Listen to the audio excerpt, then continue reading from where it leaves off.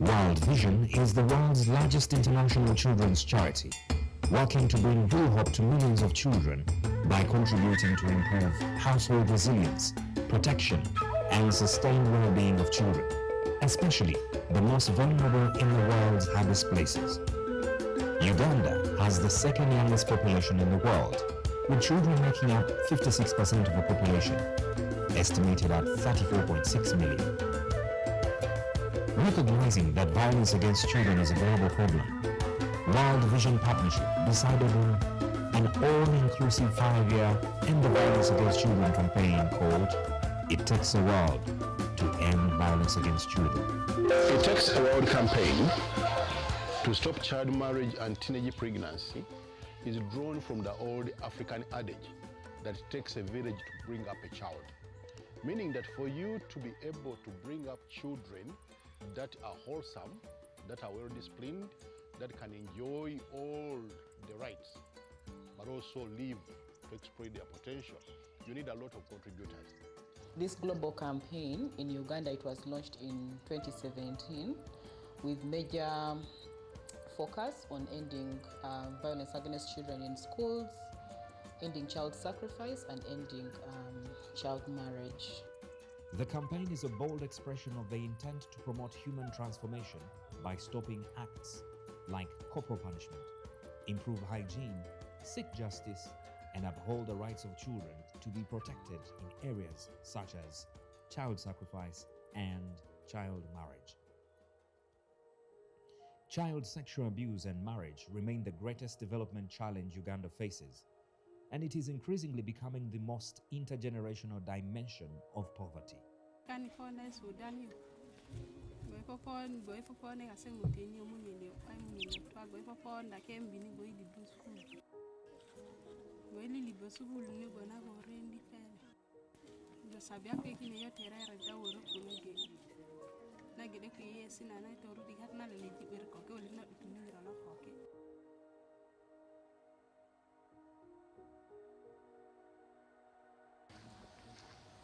Baba bari nende mahono madidi baje babola batembeza oluchola matebo atitulasa wemao nindula nyochero mashane indalenjira natongere sende nabola tada mbona ndamala matebo ne mukanya umala urehana naye namara hutongere sende ngampona baba labende mamende senge nimala afunyana babola batisome nimalanja akoza mera saibanda hamu nduda hosa mambe msa. So when you wait and you finish your education, then you can enjoy marriage. Marriage that is sanctioned by God, okay? When the It Takes a World campaign was launched in 2017, World Vision engaged cultural leaders.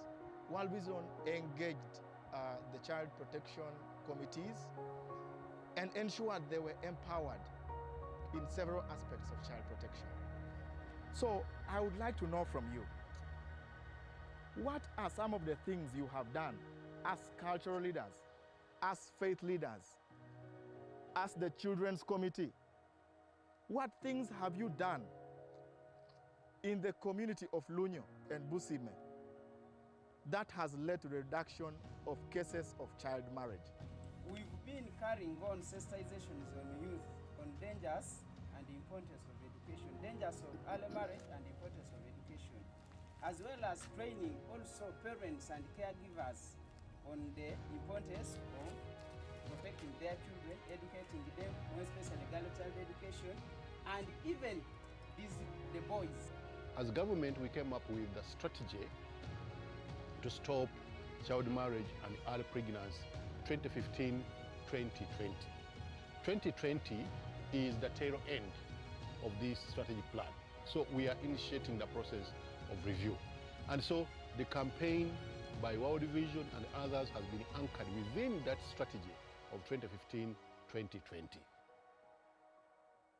Violence against children in schools refers to all acts of violence inflicted on children of school-going age 3 to 18 within the school setting. Violence against children has been around in our schools even before COVID. We used to have physical violence, child battering, children being abused by the parents and some relatives. We have had all these things happening in the district. The forms of violence in schools mainly include physical violence, emotional and psychological violence, sexual violence and neglect, and negligent treatment. Like in our school here, there's no any violation, but in other schools it is there. In other schools you may find teachers giving children corporal punishments. Absenteeism is there. Children are not attending very well. There is a lot of absenteeism because pupils are being beaten, are being given corporal punishments. Now when children are being given corporal punishment, they can't come to school. It takes a while to end violence against children. That campaign was launched here, and before it was launched, actually, children were violated, starting from their homes up to school. You'll find these children at school, teachers caning them, giving them corporal punishments, bullying them, isolating them. Then another kind of violence which they experienced at school and around the schools around, they were sexually abused. 98% of the children 8 to 18 had experienced physical and emotional violence, 76% sexual violence, and 74% economic violence. First of all, I would like to thank World Vision, because before they came, we had higher levels of violence against children in schools, at home. But with their coming, we had interventions in the schools. We did a lot on VACIS, violence against children in schools. We had a lot of CPD for teachers. We trained them on the need for children's rights, why we need to protect our children, not treat them as if they are not human beings. In the Ministry of Education and Sports, for instance, we have the Gender in Education policy. To operationalize that policy, we have a national strategic plan on elimination of violence. We have a national strategic plan on addressing issues affecting adolescent girls. And we have a number of guidelines to do that. Child sacrifice is a form of ritual killing. Now, the issue of child sacrifice in Buyikwe is an old problem. Buyikwe is known as the capital city of the capital of child sacrifice. The first cases of human sacrifice were recorded in Buyikwe. The motive behind the killing of these children is mostly to get rich and is done by the perpetrator and witch doctor.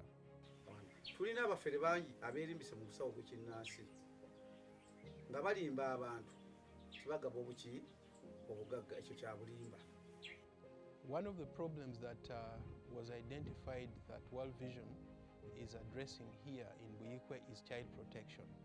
And violence against children is a big, big problem, and that is one of the issues that the campaign came to address as a project. Buyikwe alone recorded 8 cases of child sacrifice in 2013. And the most recent cases were recorded in 2017. 2 cases, one in Kawolo and one in Buyikwe Rural. Nze nalina omwana wange, mwana muwala, ali myaka 12, yali awambiddwa abakyala, zesanga 11, omwana yali ageze ku kimante ku ttale, n'awambibwa abakyala abo. Yalina obwana obwabwe yali agenze wakati bano, bali bamuggyako ono, ne babaggyako ono omukulumu, obutono bagaa nti mugobe nti mugende, batuuka eri nga babuuza nga tebamulabako, nga nti abakazi bamusanze ne bamuyita, ne bagenda naye nga bo bano babawa swiiti, ne bamutwala, ne bankubira essimu, Saidi Zabbogo, bwe bankubira essimu, n'empisizaawo ekirango nnyo mu bwangu, omukizinero kino kimu ne bakifuna, nga bakyatamba n'omwana, omwana ne bafuna akasaka ne bamuteeka, ne bamuwa soda mugamba tula tugenda kukimawo, tukutwala eri maama. kati bo ne badduka tebaddayo. The situation of child sacrifice was high in 2016. Every week, almost every day, we had problems of child sacrifice. We registered 24 cases in 2016. Of the 24 cases, we managed to save 19 cases. The 5 were sacrificed. This problem of child sacrifice is a widespread problem in our country. Uganda alone, when you look at the police report of 2015, over 80 cases of child sacrifice were recorded across the country. So it is the most extreme form of violence against children, where somebody intends to remove the body part of a child, and because they want to use it to address their own spiritual and economic problems. Abantu abo bageze beerimbika nnyo bitundu byaffe okuva mu bitundu ebimu ne batandika okukola ebintu ebyokulaba nti badde bataddewo kisaddaka baana nga balimba abantu nti okusala omuntu bw'ozuukula omuntu amagumba gakola obugagga ekitaliiyo. Lubaale waffe mu Buganda waffe mu Uganda yaffe tebulimu kuyiwa musaayi gw'abantu. Even though a lot has been done, child participation has been done, violence against children continues to happen. So we really need to fight in order to end violence against children. In 2019, I got a chance to go to Brussels to the European Parliament to speak about rights, how children's rights are managed in Uganda, whereby I got to meet different peoples. For example, I met the Queen of the Belgians, different members of the European Parliament, and I also got to know that children from different countries also face some of the problems that we are facing in Uganda. In Uganda, many children are too shy to speak out what affects them with the mature people. Though it's easy for them to share with the young leaders what affects them. So, like in the Children's Parliament, when we get the problems children are facing in their societies, we go on and discuss the problems in our parliament in form of debates, and then we get solutions for the problems. After that, we extend the problems to the adult committee, like the Wiyukwe Local Council for Action. It Takes a While campaign has been very, very helpful in addressing this vice. So many interventions have been done. Awareness raising in the community through radio programs has been very instrumental, involving the local leaders, advocacy. Ladies and gentlemen, can I have your attention, please? It's 10 minutes to 10 a.m. and we are going to start shortly. Our program shows that we should be starting at 9:45. And because of the rain, it has hampered a little bit of our programming. I want to request that we can go have a cup of coffee. We can use 10 or 15 minutes or less, and then we can kick off at exactly 10. So I want to welcome you officially, first with a cup of coffee. My name is Andrew Chamaganda. I'll be your host today. Let's be as free as we can. And if you're not having something to eat or drink, please let your mask be up. We should not keep our guard down. We're still fighting a pandemic. But for now, ladies and gentlemen, let's have some cup of coffee. 10 or 15 minutes, then we start officially. Thank you.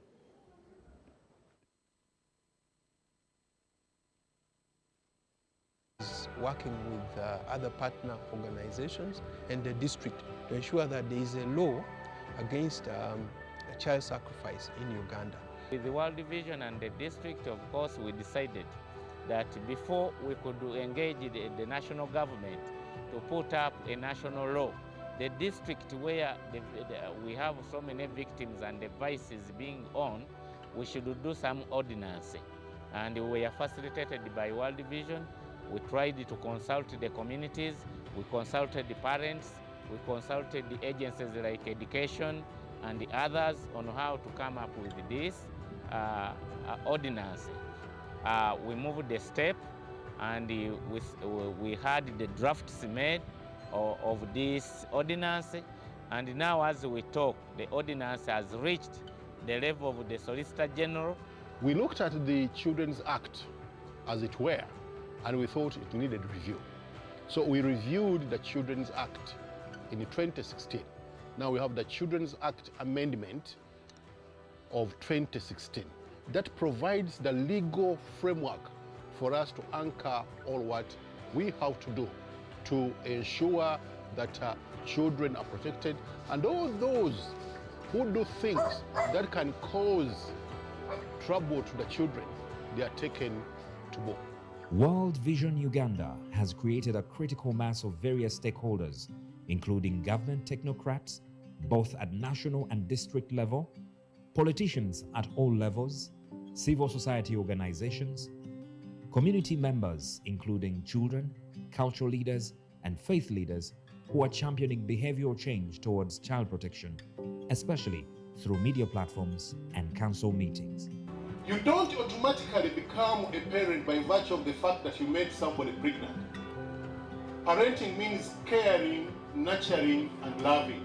As faith leaders, and mostly as I am the chairperson of those faith leaders in Buyikwe, I've urged every congregation, every faith leader to use the pulpit every Sunday, every Friday, every Saturday to preach about child sacrifice, child protection. We are still here. We have decided now to go back to the community level, and there is another approach we are using called the household cluster approach. Now we are engaging the parents, the community members at cluster level, so that because these incidences are in the community and the children are in the community, so we feel by using these cluster household heads, we can combat and reduce these instances of violence against children. Currently, we have come up with guidelines on prevention and management of teenage pregnancies. So we think that we are not short of policies as a country, because even the ministry that is directly responsible for protecting children in this country has recently come up with a policy, the National Children's Policy 2020. And within that policy, you see that a lot of emphasis has been put around addressing violence against children. We had the National Orphanage Policy of 2004. We thought that it was important to come up with a more holistic policy, hence the amendment or the review of the National Orphanage Policy of 2004 to come up with the National Child Policy 2020, which was launched on the 13th of October, the International Day of the Girl Child, at State House in Nakasero by the First Lady of the Republic of Uganda. The engagements have been held in 50 districts, with World Vision's presence across the country, leaving a positive impact with reduced cases of early marriages, improved water hygiene, improved child education, and huge decrease in child violence, sacrifice, and early marriages.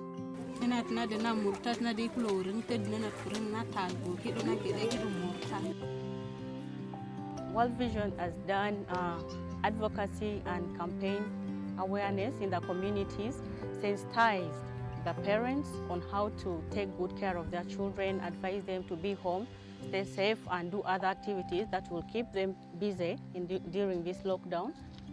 And we also keep them busy in vocational skills training, whereby we train them on tailoring, hairdressing, and other activities.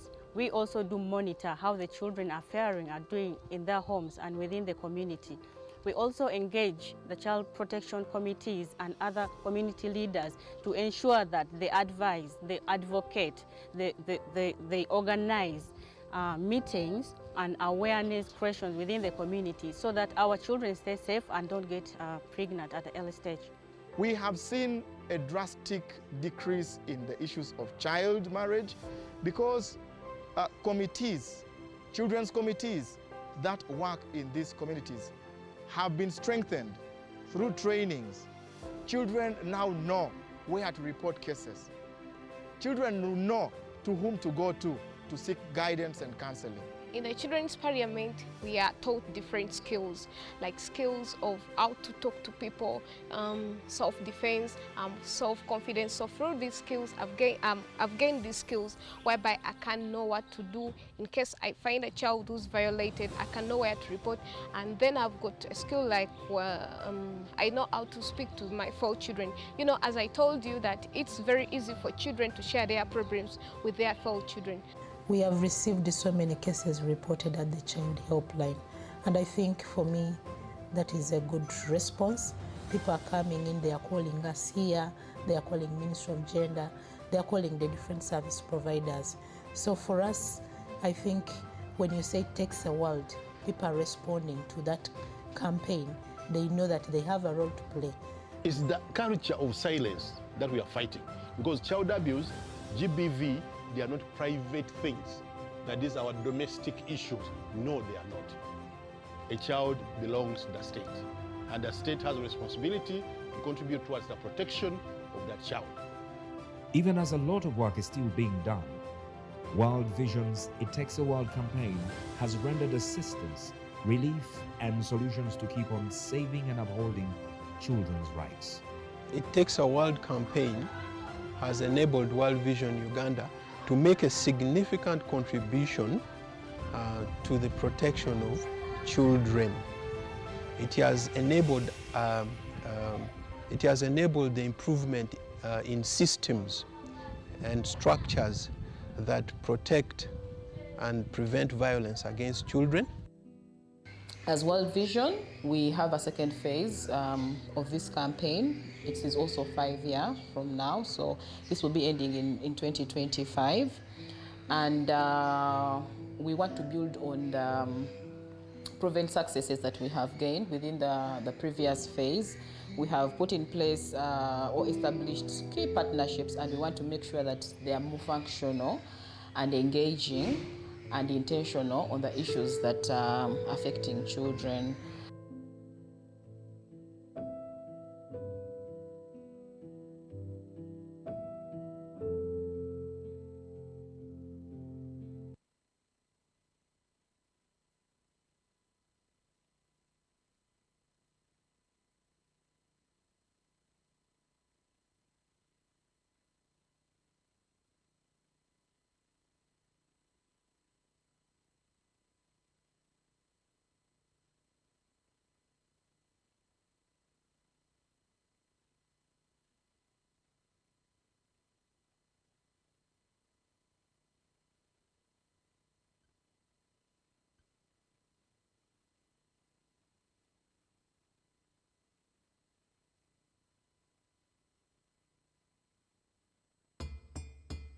World Vision is the world's largest international children's charity, working to bring real hope to millions of children by contributing to improve household resilience, protection, and sustained well-being of children, especially the most vulnerable in the world's hardest places. Uganda has the second youngest population in the world, with children making up 56% of the population, estimated at 34.6 million. Recognizing that violence against children is a global problem, World Vision Partnership decided on an all-inclusive 5-year End the Violence Against Children campaign called It Takes a World to End Violence Against Children. It Takes a World campaign to stop child marriage and teenage pregnancy is drawn from the old African adage that it takes a village to bring up a child. Meaning that for you to be able to bring up children that are wholesome, that are well disciplined, that can enjoy all the rights, but also live to exploit their potential, you need a lot of contributors. This global campaign in Uganda, it was launched in 2017 with major focus on ending violence against children in schools, ending child sacrifice, and ending child marriage. The campaign is a bold expression of the intent to promote human transformation by stopping acts like corporal punishment, improve hygiene, seek justice, and uphold the rights of children to be protected in areas such as child sacrifice and child marriage. Child sexual abuse and marriage remain the greatest development challenge Uganda faces, and it is increasingly becoming the most intergenerational dimension of poverty.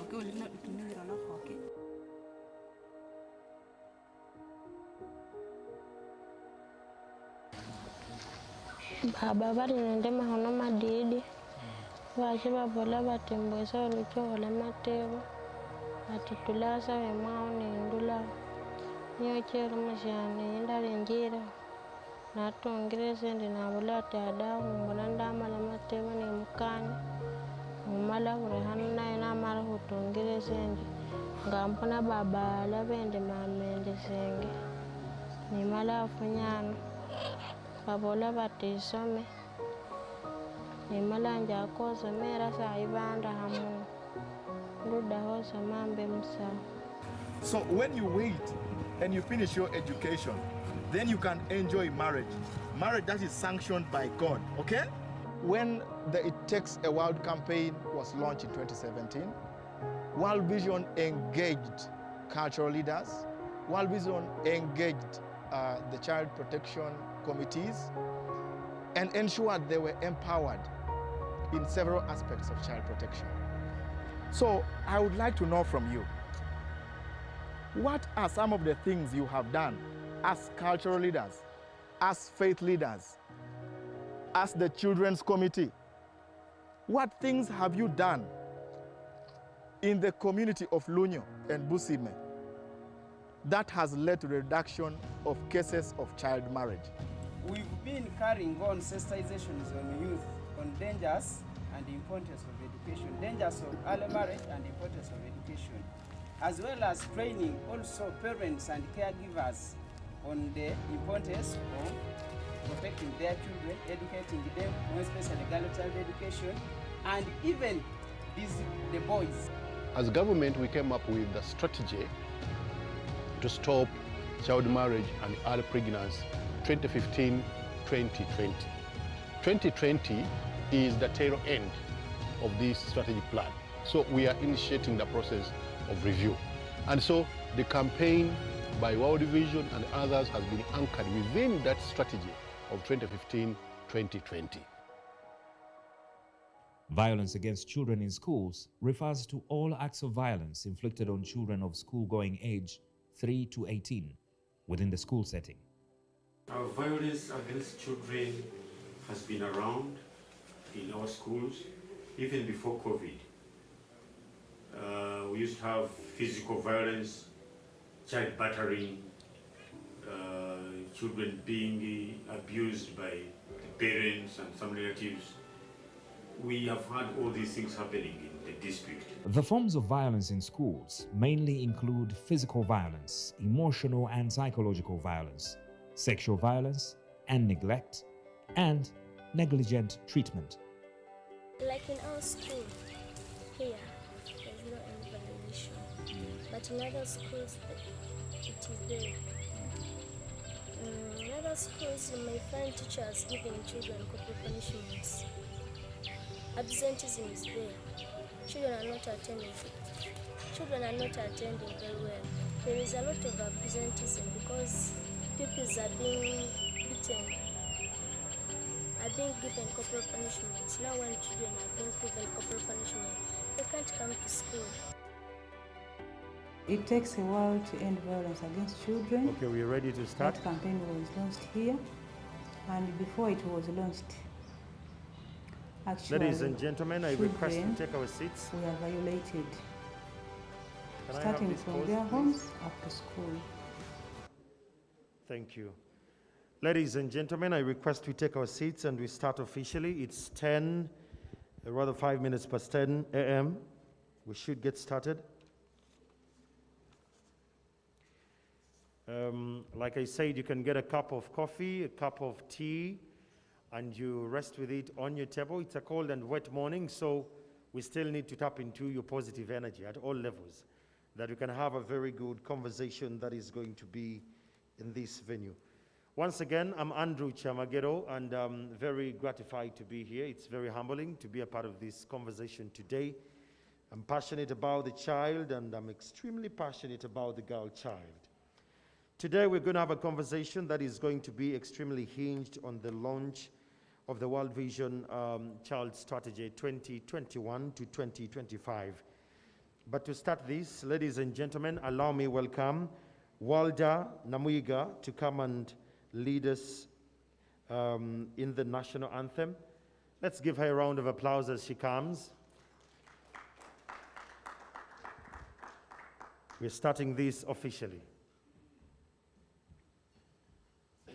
Thank you.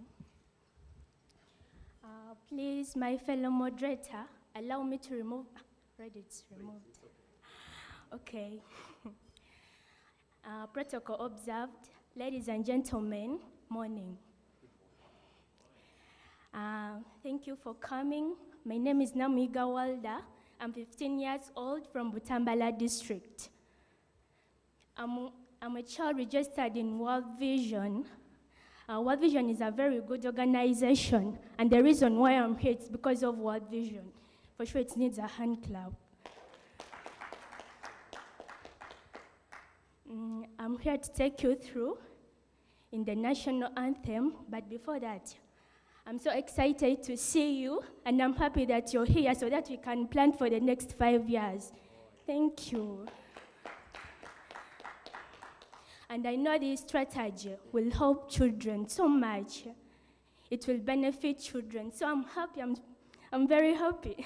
I'm so excited. So I'm going to take you through in the national anthem and the East African anthem. Please stand up. So let's have the national anthem. Oh, Uganda.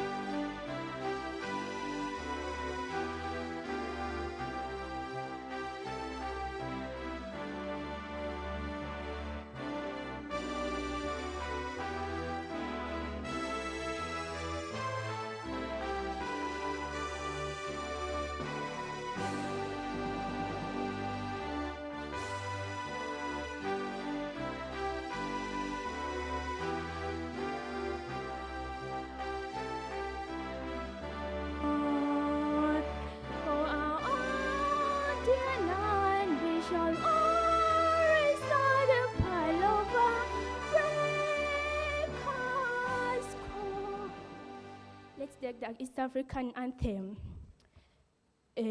Mungu tuomba ulinde Jumuiya Afrika Mashariki, tuwezeshe kuishi kwa amani, tutimize na malengo yetu. Jumuiya yetu sote tuilinde, tuwajibike, tuimarike. Umoja wetu ni nguzo yetu, idumu jumuiya yetu. Uzalendo pia mshikamano viwe msingi wa umoja wetu, na tuinde uhuru na amani, mila zetu na desturi zetu. Jumuiya yetu sote tuilinde, tuwajibike, tuimarike. Umoja wetu ni nguzo yetu, idumu jumuiya yetu. Viwandani na hata mashambani, tufanye kazi sote kwa makini, tujitole pole na amani, tuijenge jumuiya bora, jumuiya yetu sote tuilinde, tuwajibike, tuimarike, umoja wetu ni nguzo yetu, jumuiya yetu. So thank you. You can have a seat. Thank you for coming. I'm so excited that you're here. You're very smart. Oh my God. For sure, you're very smart. Thank you for the work you've done. And thank you. I'm so happy. So enjoy. Let's enjoy the strategy. So thank you so much. Round of applause again for Walda. That takes a strong lady. She didn't come alone today. With us, we have a honorable member of the Children's Parliament, Justice Barack Edwards. Let me welcome Edwards to take us in the next session. Edwards, round of applause for him as he comes.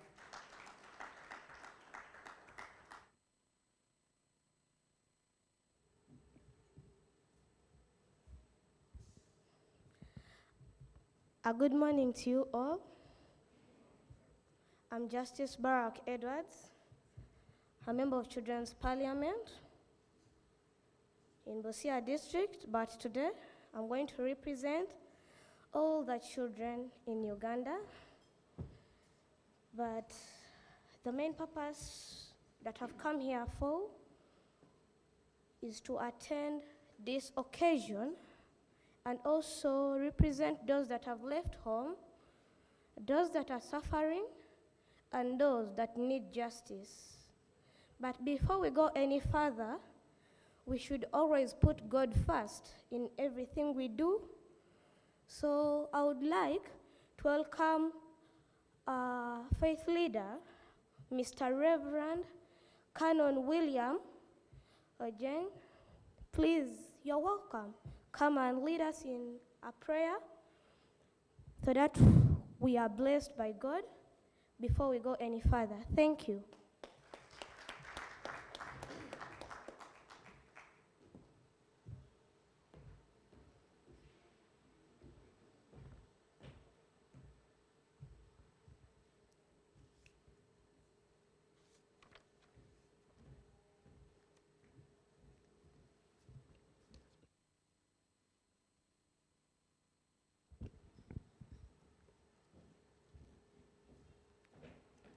Thank you so much, Baraka, for welcoming me on this podium.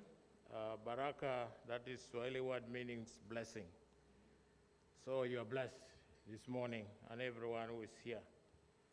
I'm standing here in this program because His Grace the Archbishop of the Church of Uganda, the Most Reverend Stephen Samuel Kazimba, was invited to come and lead this session, but he could not because of a prior schedule, and he asked me to come and represent him. My name is Reverend Canon William Ongeng. I am serving at the province of Church of Uganda as the provincial secretary for the church.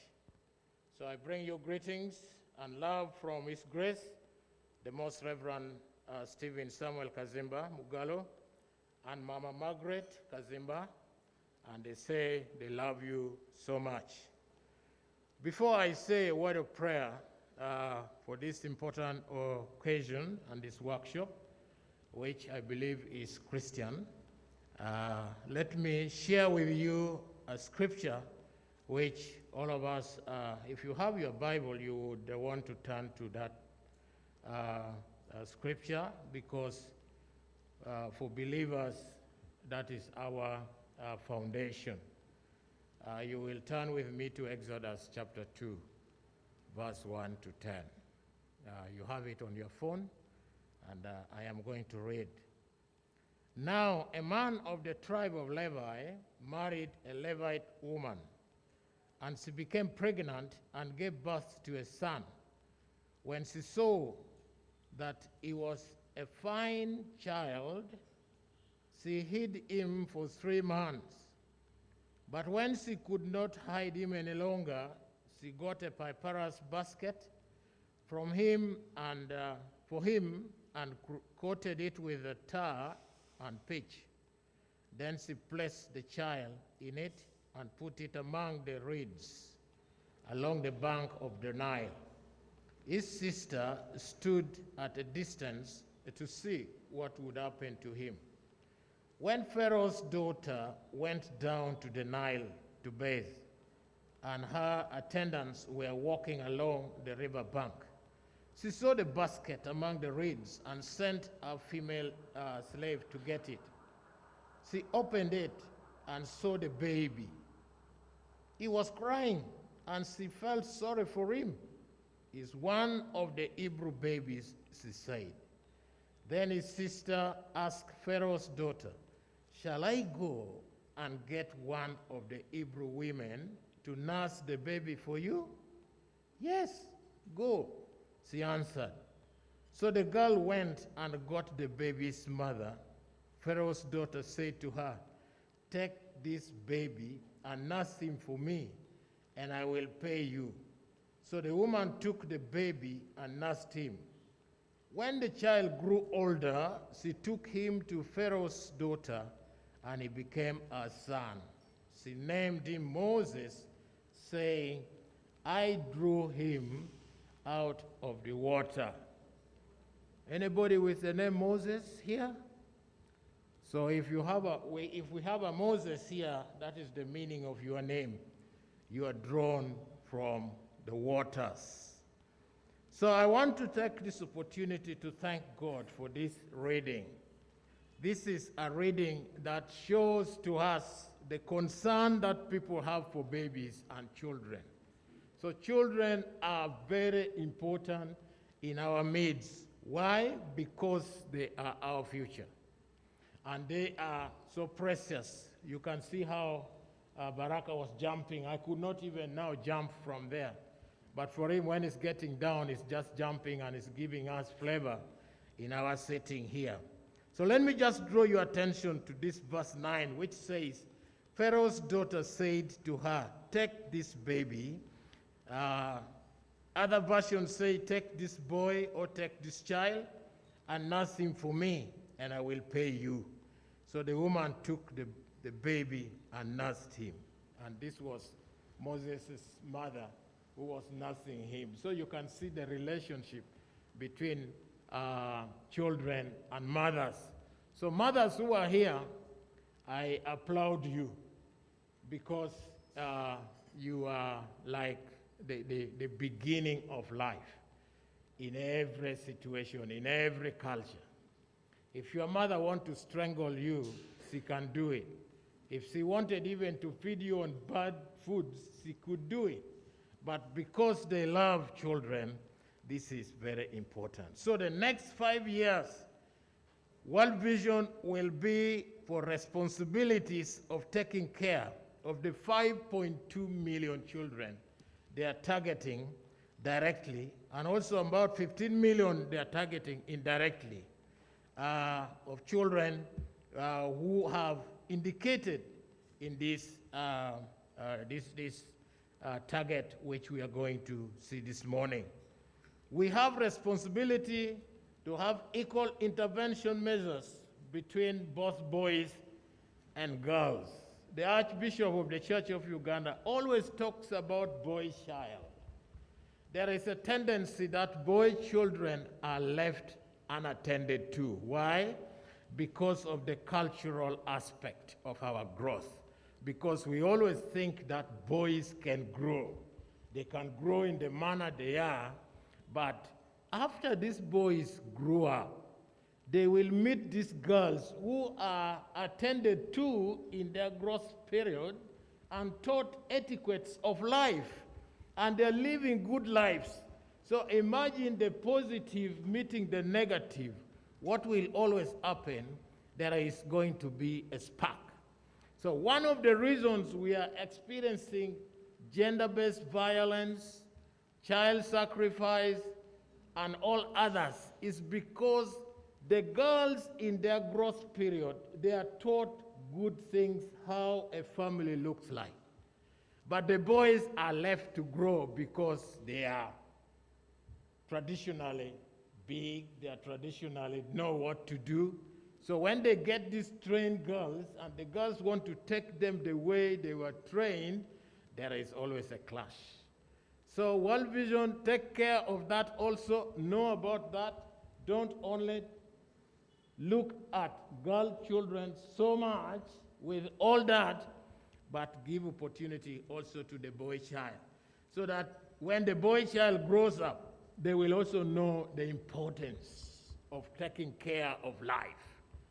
We have seen these short videos which were running here. A number of those children who were murdered, you will hear a man behind it. And why? Because he doesn't treasure life.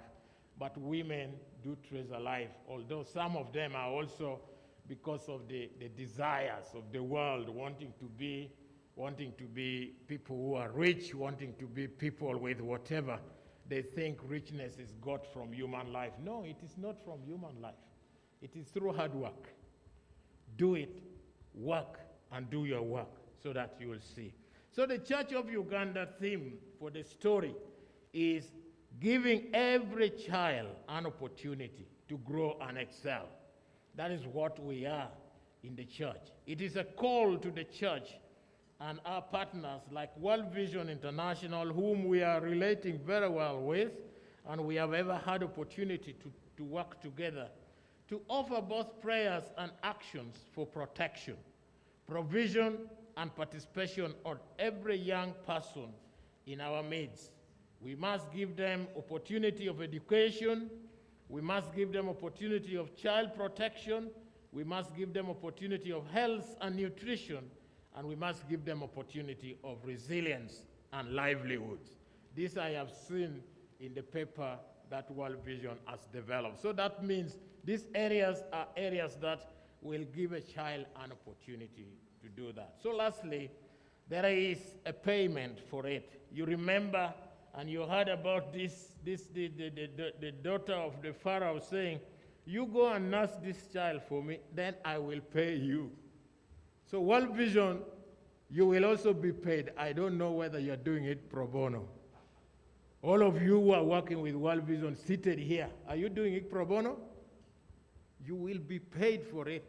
So if you do it well, you will also be paid. So the next 5 years, you are sure of your payment. So do it well, so that this child may grow up to remember that there was somebody who helped me grow up the way I am, because there is something is there. So for you, there is double pay here and also in heaven. So do it well. I want to pray for 3 items. One, I want to pray for success of the 5-year strategy. Secondly, I want to pray for the people who will unpack this strategy to the community so that it can be accepted.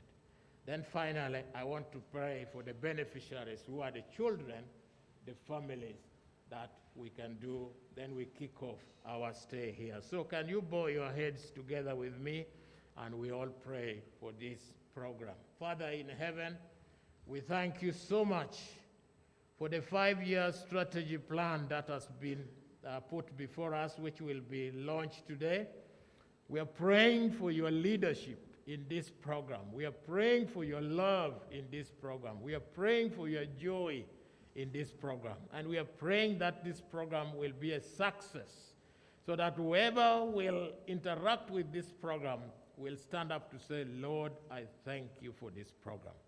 We also want to pray for the people who will unpack this program, the staff at World Vision here, seated, and also give them the understanding, give them the knowledge, so that when they unpack this to the community, it will be accepted, because God, you are our leader in this. We also want to pray for the beneficiaries, the children, wherever they are in the districts that have been mentioned, and the districts that will benefit from this, that God, you will be with them.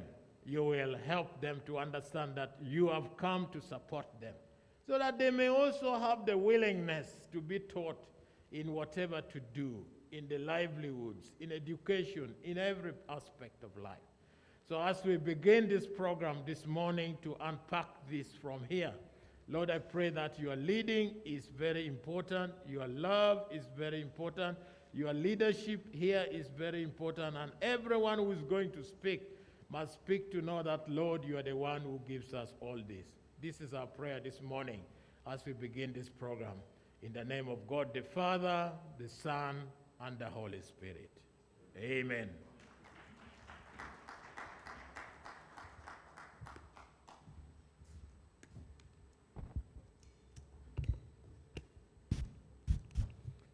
Ladies and gentlemen, that's it. Let's give a Reverend a round of applause again.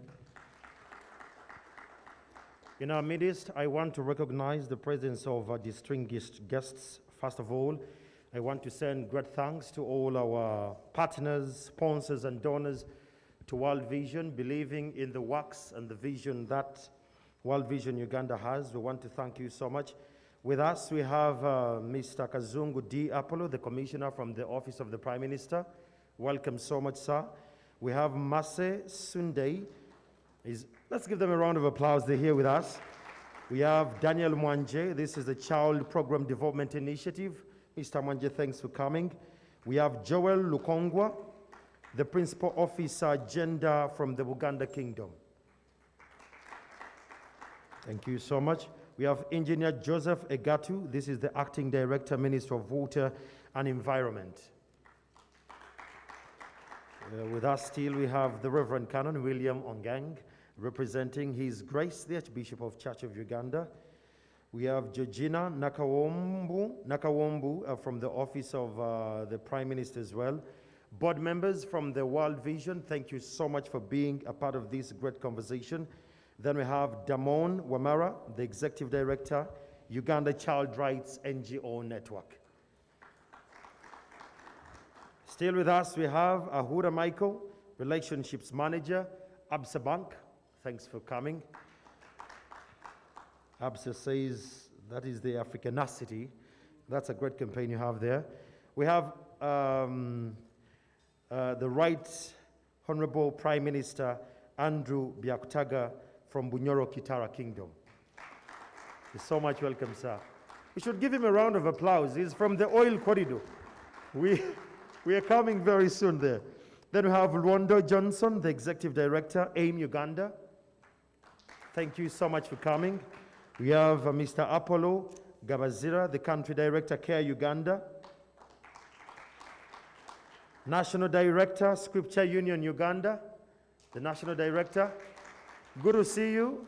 I grew up in the Scripture Union when I was in Mwiri, so I know what that means. We have the Minister of Agriculture representative. We have Freddie Kabango, the Assistant Commissioner from Minister of Agriculture. Thank you so much for coming. We have part of our partners. We have Don from Sanlam, Uganda. Thank you so much for coming, Don.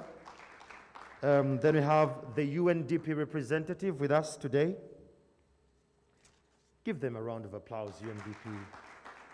So ladies and gentlemen, this conversation is about children, and I want to welcome those following this conversation on Zoom. If you want to tweet, the hashtag is WV, that is World Vision Uganda Strategy, and the other hashtag is Partnership for Impact, and the other hashtag is We Are World Vision. So those tweeting at the different platforms, Facebook, Twitter, and Instagram, maybe LinkedIn and whatsoever, that should be the hashtag. Today, it's about the children, and I would like to, can I have Barack and Walter just for a minute? Barack and Walter, they sit in the Children's Parliament, and this is the strategy about them. It's entirely about them, and they're officially going to welcome us for this occasion.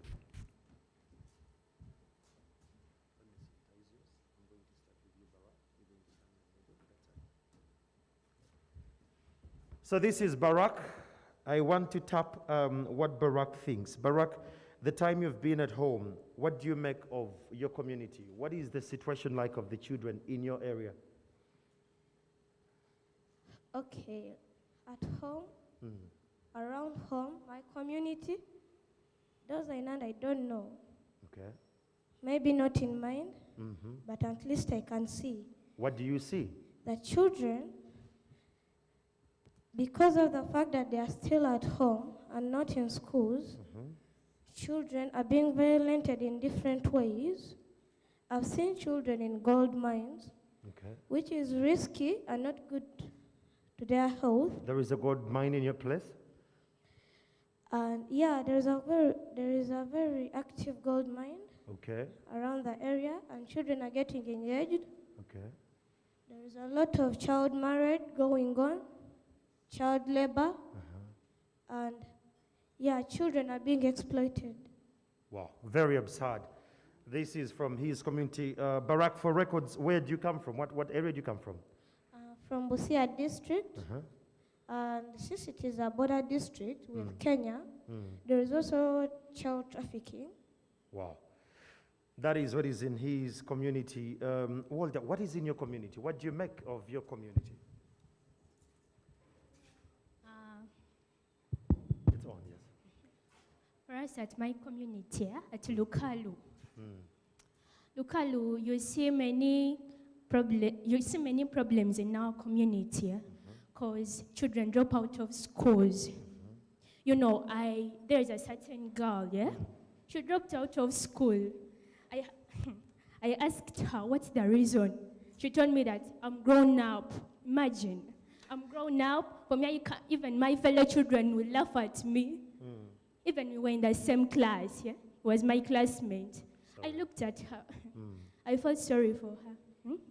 Because it was a very miserable story. That for me, I feel I'm grown up. My fellow children will laugh at me. Are the leaders doing enough in your area to address these issues? Yeah, the leaders are doing enough in our community, even World Vision. Yeah? World Vision has done enough work in our community. Yeah? Please, can you give it a hand clap? The other thing, yeah? You see children dropping out of schools, mainly girls. This is a senior 4 girl. Yeah? She got married in this lockdown. Can you imagine? She got married because the parents were poor. They had no school fees for their child. They had no school requirements. So they decided to take their child for marriage. That's child labor, for sure. It's very absurd. These are part of the issues we're going to be addressing today. Ladies and gentlemen, round of applause to Barak and Walde again. And these are issues that are in their communities, and we need to address them. Now, given that it's a strategy launch for the children, I think they can welcome us officially. You can use the mic as well. You can use that. Walde, you can use the other one. Imagine a world where there will be peace, joy, justice for children. Imagine a world where child labor will be no more, where parents will live in a peaceful way with their children. And I hope that is the world we are going to get. And I still have faith that it's not too late. Even for those the children who have got married, they can still go back to school. It's never too late for parents to stop mistreating their children. It's never too late for the world to change. And I hope it will take a world to change, to end violence against children, whereby children will have joy and will be in peace.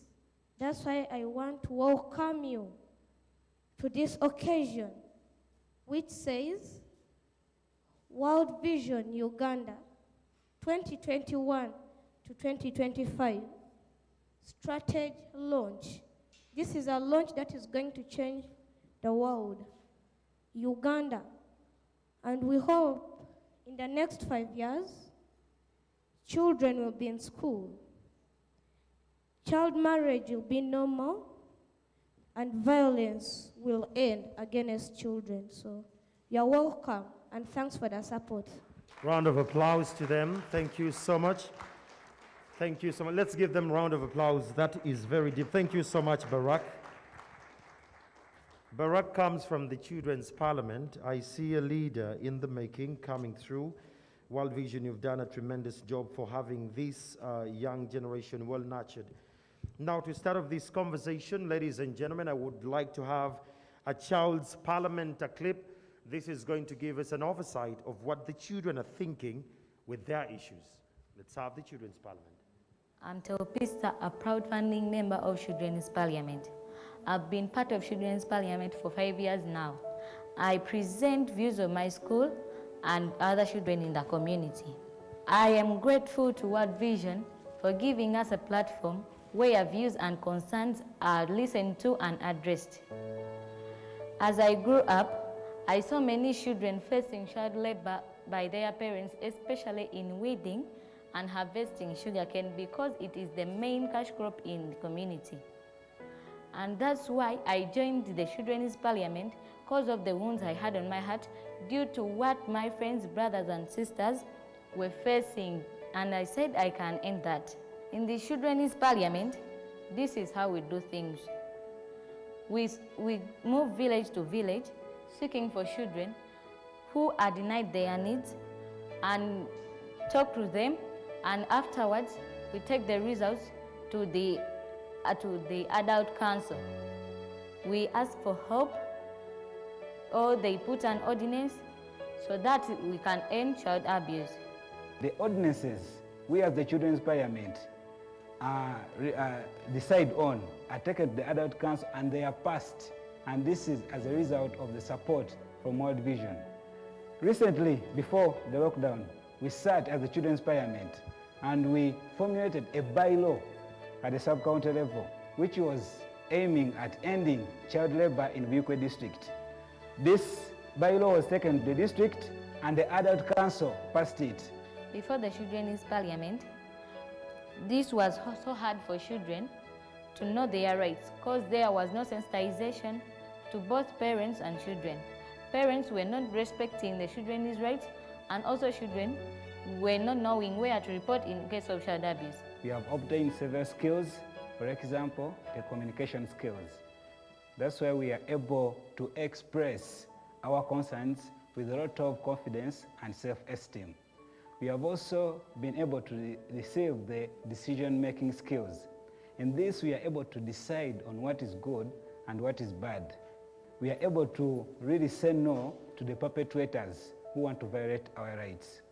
Another achievement that we as the children have received is that the Children's Parliament in Kataso with World Vision has started up several campaigns that are aimed at eliminating child abuse in the Bukwe district.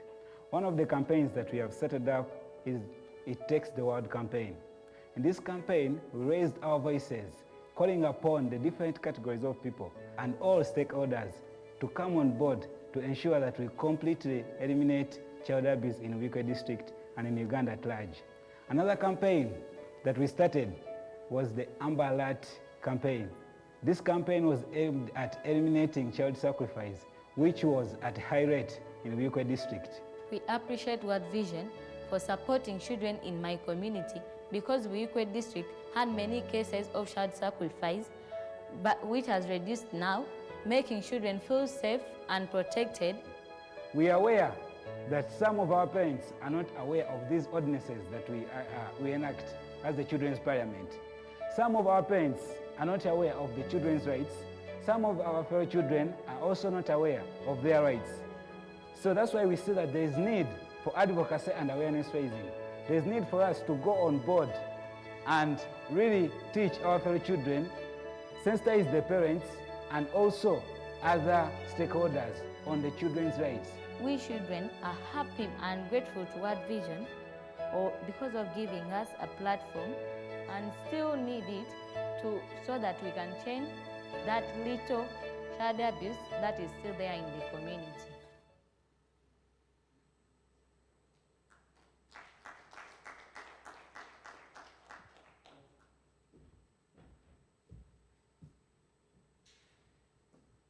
Indeed, we need to join hands to end violence against children. I would like to welcome the World Vision Uganda National Director. Please give a hand clap as he comes.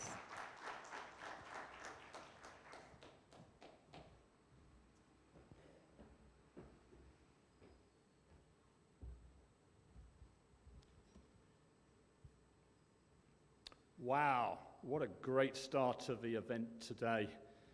And I feel a little vulnerable here, standing here, having to speak after hearing such fantastic testimonies from the children. And let me give it a go. Our chief guest, the Right Honourable Prime Minister in absentia, government officials representing their various line ministries, UN colleagues, development partner representatives, faith leaders, partners and stakeholders, and the children who are the pivot to all that we do. Ladies and gentlemen, thank you for joining us today for the launch of the 2021-2025 World Vision Uganda National Strategy. Whether you are physically here in the auditorium or joining us virtually online, I want to warmly welcome you to today's event. Someone once said, and I looked and I couldn't quite find out who, life is better when you're happy, but life is at its best when others are happy because of you.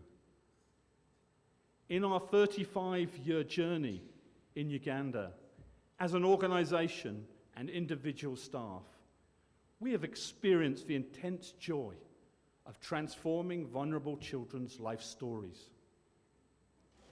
It's something that we've been passionate about since the beginning, and that passion still burns bright today. Before we go into sharing our new strategy, let me first present a few milestones that have given us great joy from our 2016 to 2020 strategy implementation journey. Through our health program, over 60,000 children have received full immunization by age 1. 12,000 children were rehabilitated from severe malnutrition. Through our Resilience and Livelihood program, 100,000 farmers have been supported to adopt improved technologies and farming techniques to strengthen production of sufficient nutritious food for their families. Over 70,000 households have been able to access improved seed and planting materials, and 16,000 farmers received improved animal breeds.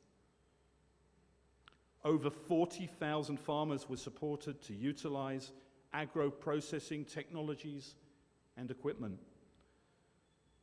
Currently, there are 3,370 World Vision initiated savings groups operating across the country, with 68% of the members being female. These have benefited close to 750,000 children. Under our education program, we have focused on improving the enrollment into early learning in the communities we serve. In 2016, only 26% of children were enrolled, but by 2020, the number had increased to 42%. We actively recognize the role of parents and caregivers in a child's education. 60% of parents and caregivers in the communities we serve now promote reading readiness at home. This factor has enabled us to seamlessly facilitate home learning in communities amidst the ongoing coronavirus pandemic-related school closures. An initiative to develop 267 child development and participation centres in the communities we operate has empowered over 130,000 children with age-appropriate life skills. In 2016, World Vision launched a child protection campaign by the name It Takes a World to End Violence Against Children, or simply, It Takes a World. Over time, we've seen a whole group of partners actively join the campaign constituency, and together we have managed to register a number of advocacy successes that potentially benefit all Ugandan children, not least the recent assent of the Child Sacrifice Bill. World Vision would not have made such great strides under the previous strategy had it not been for the strong support and active collaboration of our partners, like you here today. Thank you. Today, we are delighted to be launching our 2021 to 2025 national strategy, which will focus on sustaining the gains attained over the previous strategy and scaling them to reach 5 million of Uganda's most vulnerable children. This new strategy has been carefully designed to address a number of major contextual challenges facing vulnerable communities across Uganda today. The looming threat of climate change and environmental degradation, the significant impact of refugee populations situated across parts of the country, and the levels of extreme poverty that in turn lead to a range of social challenges within communities and households. This new strategy is built upon World Vision International's global strategy known as Our Promise, in order to bring about the sustained well-being of the most vulnerable children across the globe. It is also closely aligned to the Uganda National Development Plan 3 and the UN Sustainable Development Goals. It aims to address the most critical humanitarian needs, long-term sustainable development solutions, as well as raise issues of justice for vulnerable children. As an organisation that works to ensure children live life to its fullness, we will collaborate to strengthen health systems in order to improve maternal and child health services. The strategy will also continue to facilitate effective and inclusive learning processes at a community level. The promotion of digital learning will be at the centre of many of our education programs. Children in Uganda continue to face grave protection risks, severe forms of exploitation, and violence from families and communities. Our strategy for increased child protection is enshrined in our It Takes a World to End Violence Against Children campaign. We will continue to work with all the stakeholders to ensure that there are adequate laws, policies, and systems in place and enforced to protect children against all forms of violence. Our strategy will work to ensure households have sufficient, sustainable income to meet their basic needs. This will be done in close collaboration with our sister organisation Vision Fund, which works to provide affordable microfinance services in the communities that we serve. To deliver this strategy, we recognise the need to resource it with adequate funding and capable staff performing at optimal levels. This will necessitate us prioritising operational excellence, learning and growth and dynamic fundraising, including from local constituencies. We will sustain our energy levels as we see supporters, partners, and staff join forces with communities to help children enjoy good health, be educated for life, experience the love of God and their neighbours, and be cared for and protected. With your support and collaboration, we take this bold step to go further than we ever imagined in touching more children's lives. I started with a quote, so allow me to end with one. The famed authoress Jude Bloom once quoted, "Our fingerprints do not fade from the lives that we touch." Let me invite you to partner with us as we seek to transform children's lives across this great nation. Thank you.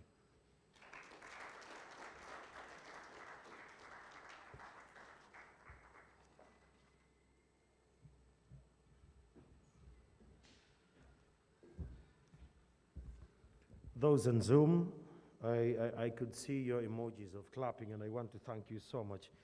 We're still streaming live wherever you're watching from. I really want to thank you. Thank you so much, Director. You alluded to a couple of things that are very, very pertinent about the entire vision of children. Ladies and gentlemen, allow me to recognize the presence of the State Minister for Youth and Children Affairs, Honorable Nyarabi Nyarabats Sarah Mateke. A round of applause for her. She's here with us. You're so much welcome. And we believe that this will plug into the national agenda. Please just note, those following this conversation, that the World Vision Children's Strategy is directly proportional to the national strategy of children, and it plugs in well even when we go to the parish model that was just rolled out a few months ago. Going forward, ladies and gentlemen, allow me now welcome the regional leader. This is Stephen Omolo. He's going to be addressing us via Zoom. Mr. Omolo.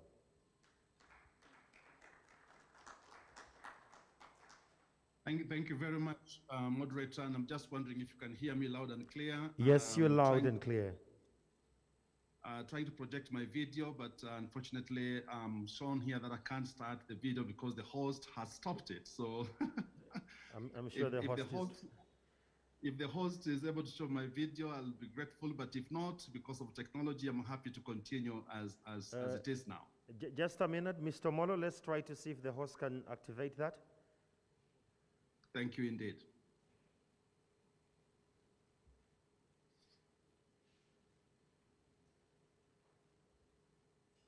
Okay, there you are. Perfect. Yeah, Carry on. Thank you very much. Thank you very much. I think it was very important that as I interact with you, that you get to know me, and for those who are not familiar with my face. So thank you very much indeed, moderator. It gives me great pleasure to join you this morning from Nairobi at the official launch of the strategic plan for World Vision Uganda. I just want to recognize the presence of all our supporters, those who are attending virtually, but those also who are physically with you there, and importantly, the children during this launch. And just recognize the presence of the State Minister for Youth and Children Affairs, government officials are present today, the UN colleagues who are present there, NGOs, civil society, faith leaders, the church, and all the supporters who are gathered there today. I'm truly, truly grateful. Ladies and gentlemen, the plan whose launch we are witnessing today, obviously, as Jason, the national director, has shared with us, defines the direction that World Vision Uganda, together with our partners, will take in the next 4 years. It is gratifying to note that World Vision Uganda involved all the stakeholders in the development of this plan, but importantly, the children were at the center stage of this engagement. So with this level of consultation, I'm positive that the plan will play an important role in the realization of our promise to the children of Uganda.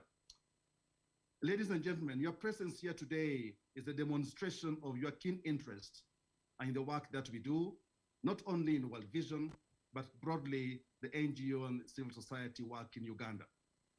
So allow me to bring you greetings of our President and CEO, Andrew Mole, whom I'm representing here today. So today, we are putting everybody's fingerprint on the blueprint. That is our strategy, to lift millions of children in Uganda out of poverty. This next phase of our journey is inspired by our vision and brand promise, which is a call to improve child well-being. We are fully aligned with the SDGs and the government strategic framework, the National Development Plan of Vision 2040, a transformed Ugandan society from a peasant to a modern and prosperous country within the next 30 years. We want to make a meaningful contribution to attain that.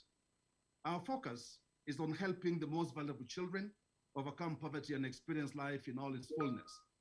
We help children from all backgrounds, even in the most dangerous of spaces, inspired by our Christian faith.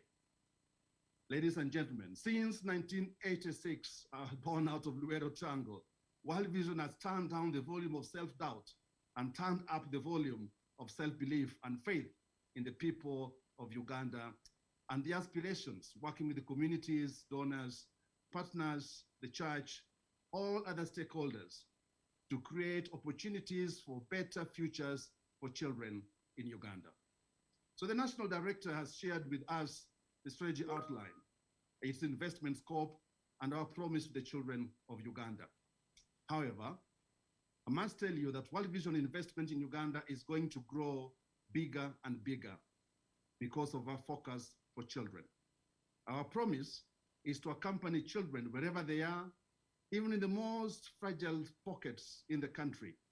We are responsible along with others, some present here today and others probably not, but we are working together in a coalition with partners to ensure that we accompany the children, ensuring that they thrive and their futures are filled with hope and well-being. That is our promise to the children of Uganda. So we serve alongside the poor and the oppressed as a demonstration of God's unconditional love for all people.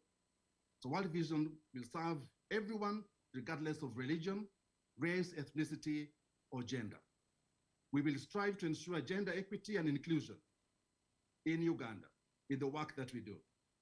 We will continue to work with faith leaders, faith institutions, the church, to strengthen our partnerships that impact the lives of the young people. And I picked very clearly when our faith leader was talking in the beginning when he was giving his prayer about our ambition not to leave the boy child behind. Well, I want to promise you today that our work in lifting children and giving them life in all its fullness is for the boys and girls without discrimination. So we'll continue to accompany the communities to set their own aspirations and equip them so that the gains attained are sustained. So I call this communityship. When we reach critical mass where communities take center stage and determine their own development and advancement. Well, others may call it localization, depending on how you want to frame it. So ladies and gentlemen, we see that most people share common values of compassion, love, mercy, and are willing to partner in changing children's lives. We ignite and join movements of child well-being, mobilizing all people, including donors and supporters, Christians, and all other faith leaders, as well as secular institutions and government actors. Very pleasing when the moderator was sharing the guest list to see the number of government supporters from different line ministries present here today. But not only their presence, I know that they have been accompanying us in the work that we do, including our partners in the UN system, and happy to know that the UNDP representative is present with you there today. Great job in terms of our partnership together. Therefore, the success of this plan is anchored in strengthening existing coalitions of partners and building new ones, including reaching out to the private sector in Uganda. Now, so with this strategy, we look forward to a world where every child experiences life in all its fullness. That's the first one. Second, where children are protected, cared for, and given endless opportunities to become all God means to them.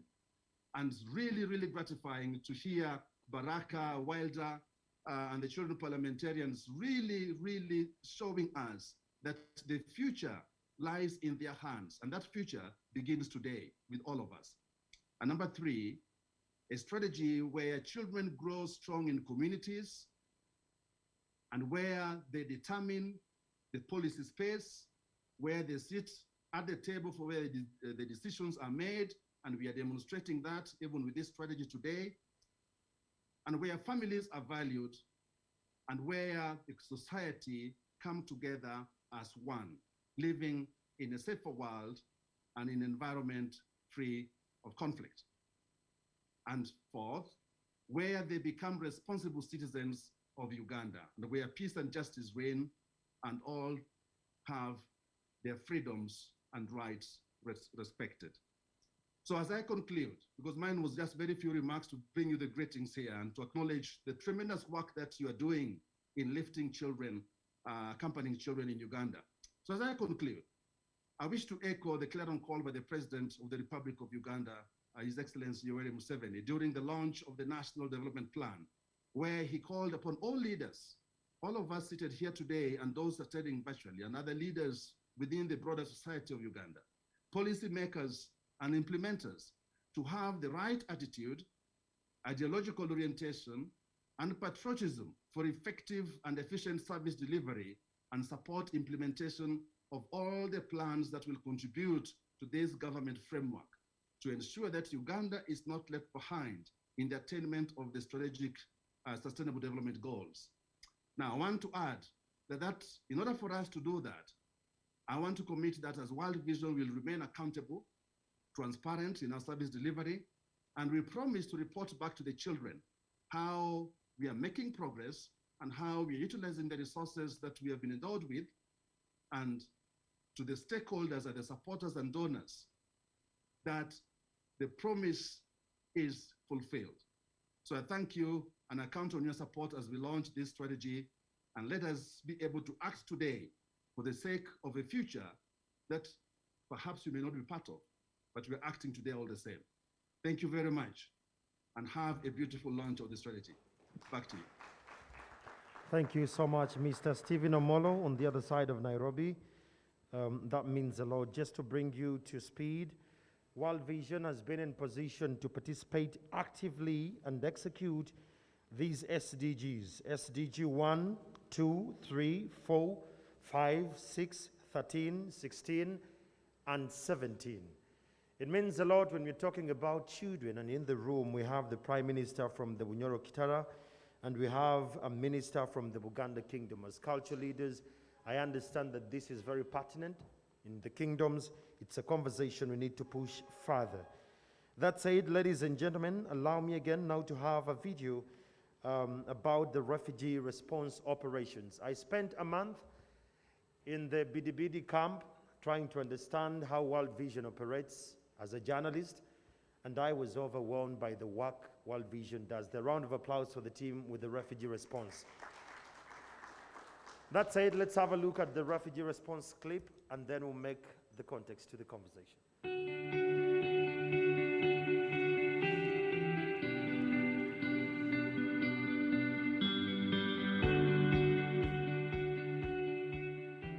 The overall goal of the World Vision Uganda country strategy is to contribute to the increased and sustained well-being of children, especially the most vulnerable. And this strategy has 4 strategic objectives.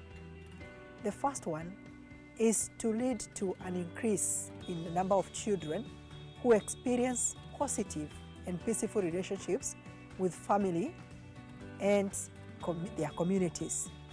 The second one is to increase the number of children who are well nourished, while the third is to increase the number of children who are protected from infection and disease. Finally, the strategy aims to increase the number of primary school children who can read. The Refugee Response Program is very well aligned to this strategy. and is contributing to all the 4 strategic objectives. For us to achieve this alignment, we had to make a very bold and significant steps, linking the humanitarian response program that had been going on since 2014 with longer-term development and peace building. This is what is normally known as achieving the nexus or the triple nexus. What this means is that while the program will continue providing immediate and life-saving interventions for most vulnerable people, such as refugees who are newly arriving and others who are still very much vulnerable, it would move on to build resilience and self-reliance of this community while also ensuring that there is social cohesion. So for us to be able to achieve this and to contribute significantly to the strategy, we are embracing a number of strategies. The first one is to establish strong partnerships. These are partnerships with the government, who are really the duty bearers, partnerships with UN agencies, partnerships with non-governmental organizations, partnerships with local organizations, private sector, financial institutions, micro-enterprises, and one of the significant partnerships we've had so far is with Vision Fund. And this is already enabling communities that are linked to them, who are mainly in saving groups, enhance their income. We'll continue also to do more longer term, to establish more longer term development programs that are nexus-based and that will ensure that they are really based on in-depth assessments that will address the root vulnerabilities of these communities. We'll continue with community capacity building, using different approaches and really ensuring that these communities are able to be at the front line of building their own development and sustaining whatever impact these projects are going to bring on board. So we are doing different interventions. Some are mindset changing, something like training them on the empowered worldview. Opens up their minds, they are able to realize the much potential that is within them, and even the things that are within their environment that they can use to develop their community. Others, such as skilling, we skill youths, we skill women, and these are skills that help them to make an income. This is an investment into the future, that even like for refugees, when they go back to their country, they're able to utilize these skills to make a living. We are delighted and very refreshed by having this new strategy, and we really know that it is going to make a very meaningful contribution to the lives of the most vulnerable children in the West Nile region of this country. Thank you.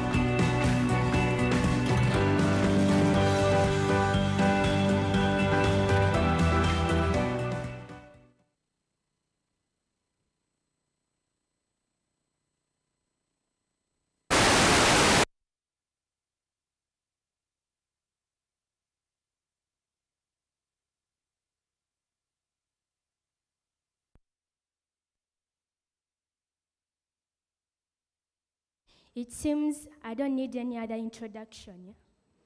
Yeah? You already know me. Yeah? You know, this strategy, it's mainly for children, so don't get used when you see me here. So, you know, before this strategy, also with children, we were consulted to come. So, in that matter, allow me to welcome the World Vision Uganda Board Chair. You're welcome.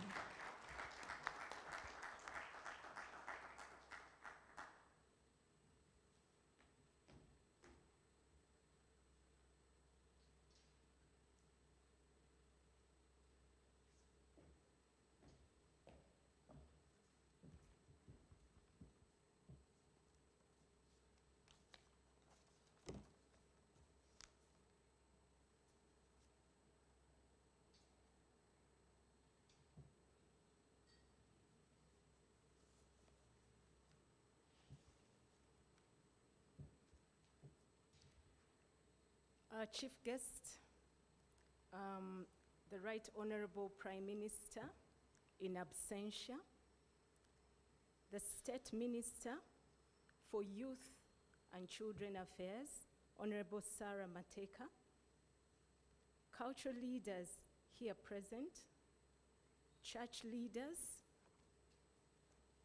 government officials representing various line ministries, delegates from the UN agencies, development partners from various agencies and governments represented here, the children who are the pivot of everything we do, World Vision partners and all stakeholders in your respective capacities,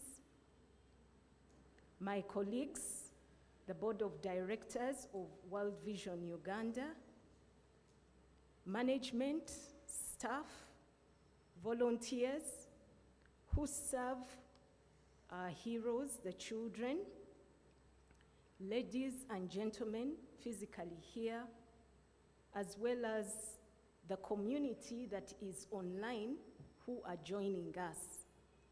Good morning, good afternoon, good evening. On behalf of the Board of Directors for World Vision Uganda, I have the honor of welcoming you to the 2021 to 2025 strategy launch.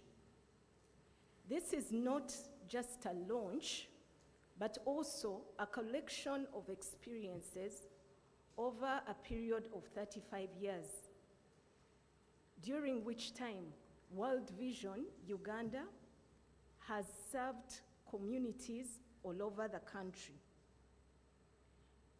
Our programs have mostly benefited the children with the hope that they will have a better tomorrow. As we come to this milestone occasion, I think back to the great scientist, Albert Einstein.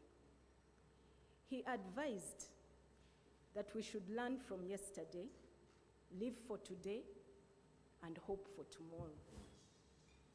The children standing here, you could see that they want to own their future. They want to be the catalysts of the change they want to see in their communities. And we are all called upon to support them. This is their vision. We are going to leave the world to them.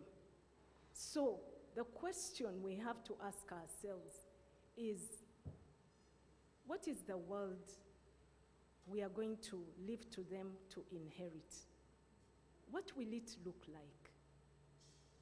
Will we have given them a chance to be the very best they can be?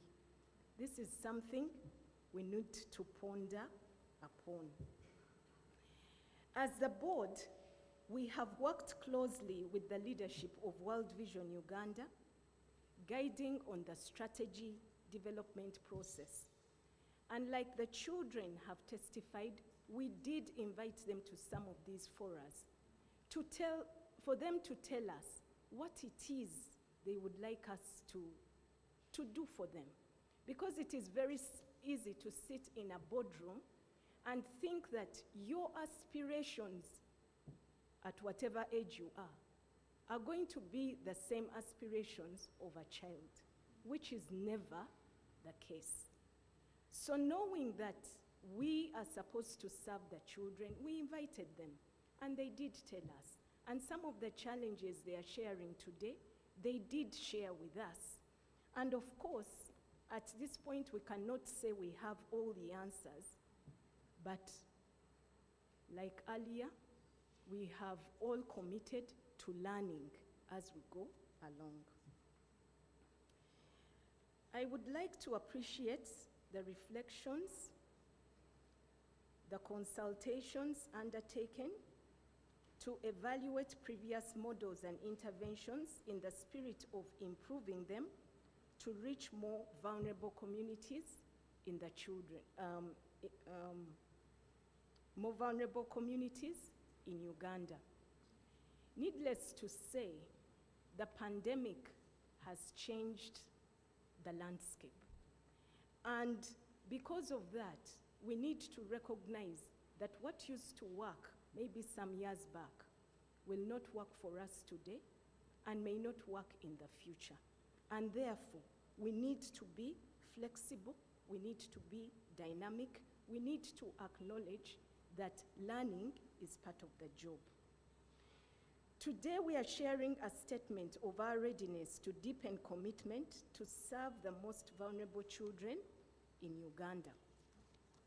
Now, World Vision is a unique organization.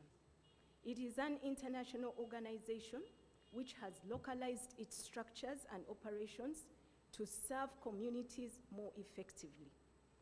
World Vision leverages global networks and expertise to transform hard-to-reach communities in Uganda. It is governed by an 11-member indigenous board of directors working with over 2,000 Ugandans to serve vulnerable children and their communities. It is truly a globalized organization.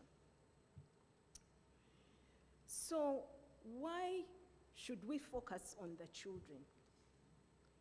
A number of surveys have been conducted, and the issues facing the children of Uganda today are alarming. These issues have informed these strategies. Of the 18 to 24-year-old Ugandans, 1 in 3 girls, this is 35%, and 1 in 6 boys, this is 17%, reported experiencing sexual violence during their childhood. The most alarming thing about these statistics is that these acts of violation are perpetrated by people within the communities, sometimes even the homes in which the children live. Nearly 1/2 of girls, that is 45.3%, and boys 48.5%, experienced physical violence by a parent, an adult caregiver, or other adult relative. A total of 14,134 cases of defilement were reported in 2022, up from 13,613 cases in 2019. Our representatives here earlier told us when they were asked what is going on in their community. The young lady mentioned the girls who are getting married. And here we are looking at these statistics. But the key question is, what are the underlying causes? And unless we address the underlying causes, we shall continue seeing these statistics going up. She mentioned something to do with poverty. If the parents feel they don't have money, then there is no need for this child to continue their education. The more logical solution for them is to give up these children in marriage. During the pandemic, there were quite a number of cases reported concerning domestic violence. But if you looked closely at these cases, it would still go back to poverty. If somebody doesn't have money, they take it out on the child. Why? Because the child is asking for food. They take it out on the women. Why? Because the women are asking for what to use in the home. So these are the issues that we are dealing with. And the problems are much bigger than World Vision. We can only do our part, but the partners need to come on board to support us on this journey.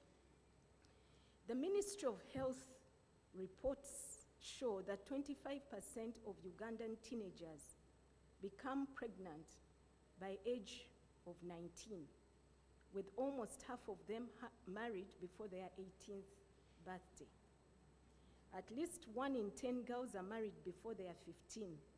This is projected to increase to 28% because of COVID-19, school closures, and the aftershocks.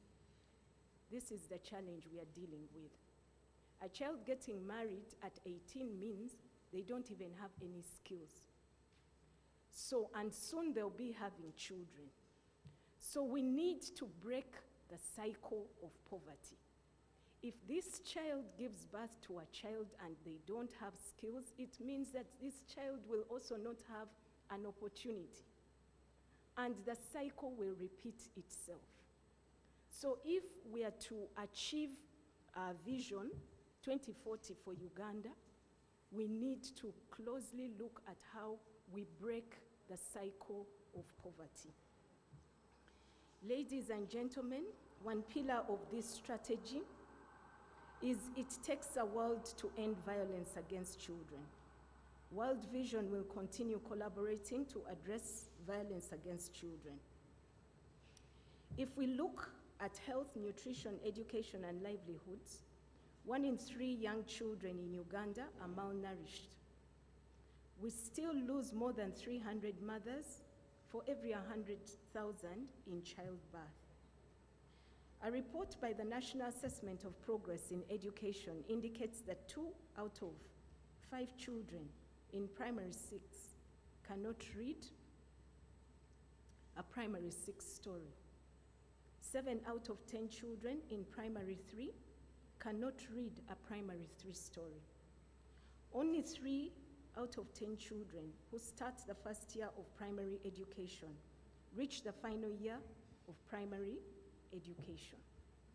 Meaning, if you look at the statistics at the beginning and then you look at the number of children who are graduating at primary 7, you will ask yourself, where are the rest? If you start off with 1 million children, you're going to end up with only a small percentage at the point by the time we get to primary 7.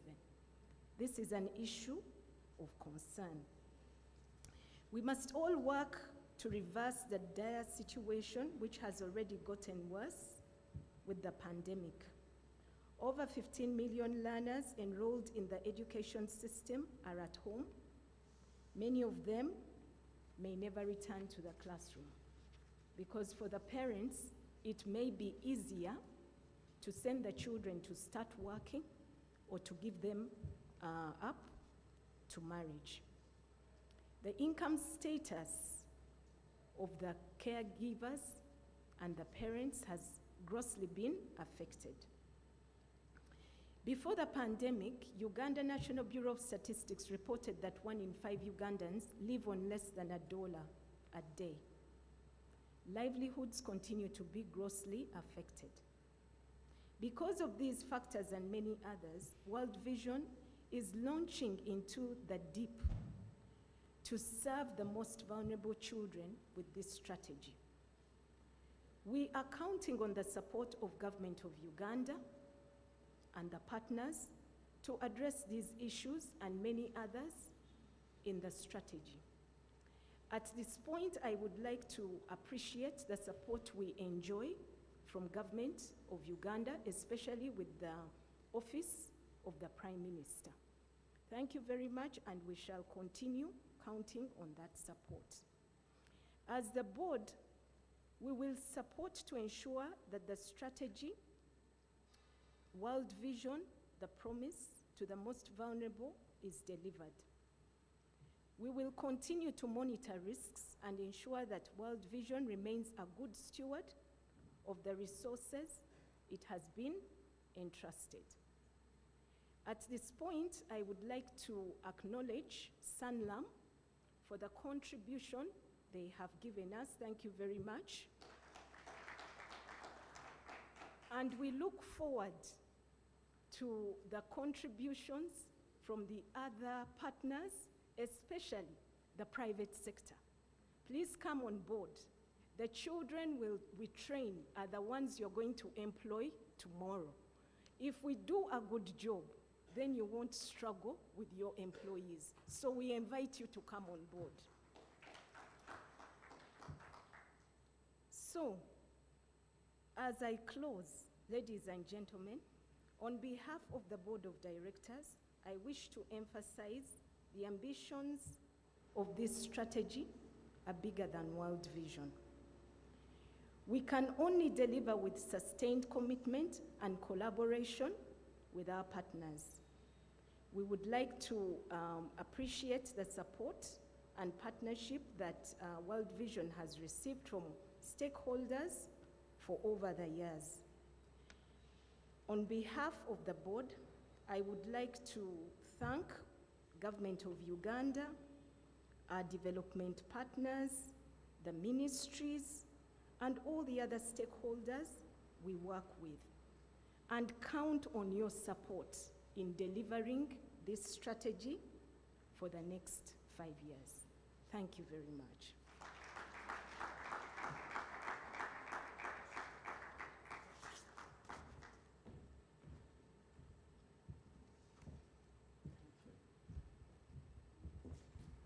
Round of applause again to Chair. She has alluded to a couple of things, and I just don't want to sweep this under the carpet. That is Sanlam. Dawn will be speaking to us, but Sanlam is in partnership with World Vision about building schools in northern Uganda. Let's give them a round of applause. Sanlam, that means a lot. As someone who believes in your insurance policy, I have now more reasons to believe in the brand. Ladies and gentlemen, now that you have heard from the board chair, let's hear from the district leader. This is one of the implementing partners. Like we said earlier, that World Vision works with the government at the different levels, and not only from the village level to the national level, we even have the district implementing partners.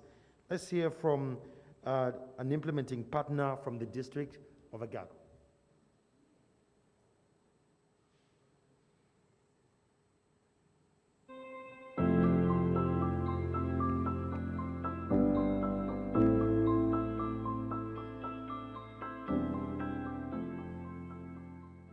World Vision has moved with us really as far as transformation is concerned.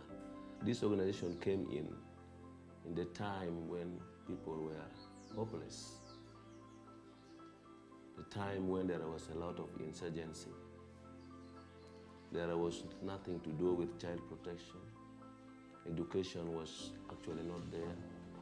The health system was very poor. People cannot even practice agriculture because people were living in the IDP camps. I appreciated the projects of health strengthening. Right now, as I talk, our people now know the health information. They know what they should do so that they stay healthy. Because World Vision has trained the village health team, and they have made that structure deep on the ground. Mothers do not deliver from home, and that one has reduced the incidences of mothers dying from delivery in the villages. We are greatly touched when World Vision gave us a structure of a health center, which is now upgraded to Health Center 3 in Pache Parish here in Parabon sub-county. Going to education, those days people used to study here in amalgamation. 5 schools combined together and they study in one class. World Vision started by giving us structures, the classrooms, and they even equipped them with the desk. They have built for us latrines and bathing shelter for girls. They have gone as far as building the staff houses. Even people could not practice agriculture because they were in the camps. But right now there is the project of livelihood. Farmers are being trained on climate smart agriculture. Not like those days when you don't know what to do. They are being trained on irrigation methods. We can plant even during dry season. We have access to improved seeds. We have access to in fact, this Vison fund. Farmers are borrowing, they're using it and they're refunding. Our community didn't know that children are important. and to be treated with care. We registered serious cases of child neglects, teenage pregnancies, and nobody took care of those things those days. But this time, World Vision has registered as and trained child protection committees in all the parishes. In fact, almost every village have child protection committee. Now with the household cluster, every cluster have those persons that look at the welfare of the children. As far as partnership is concerned, our community, it is now a normal thing that whenever World Vision is bringing a project, especially on infrastructures, we have to contribute in terms of land, labor, in terms of materials. We have building materials also, which we do contribute. Women carry water on their head with jerrycan, give at the construction site. Men go and load sand, building sand, and it is ferried to the construction site. When the water system in Paching broke down, we contributed after about 1.7 million. And we handed over to World Vision, and the community were given the receipt. And it was quite a great thing for our community to contribute after that much. Not only that, we made fundraisings for boreholes. Whenever boreholes are being drilled, the first people to show that they need are the community. We have community gatherings, we collect. And when we collect with all our heart. The problem is that community do not have much money. And whatever we collected, we place before our partner, World Vision, and they say, this is the much we can get. They are always very grateful, and they said, okay, we shall take it from here. World Vision is touching us from all corners. Because in a human life, if you are touching the issue of health, you are touching the issue of education, you are touching the issue of livelihood, including water and child protection, then you are touching almost the whole life of a human being. So that is what World Vision is doing with us. I know the new strategy is going to be even better than the ones we have been using, and we shall really receive it with love and begin to use it straight away. I want to thank World Vision so much on behalf of my community and especially the people of Agago for what World Vision has been doing and is still doing with us.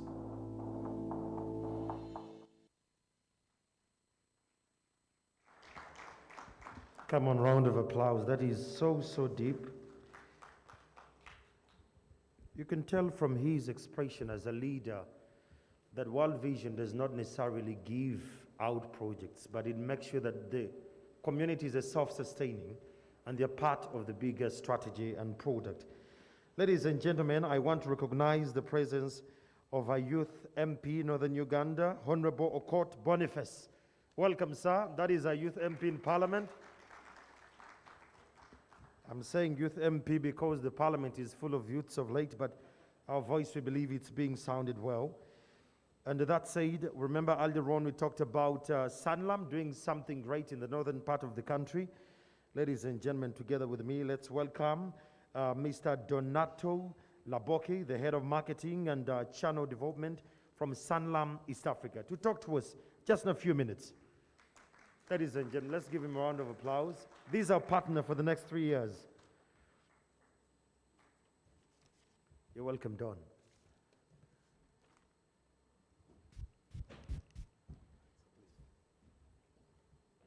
Just to make sure the height is good.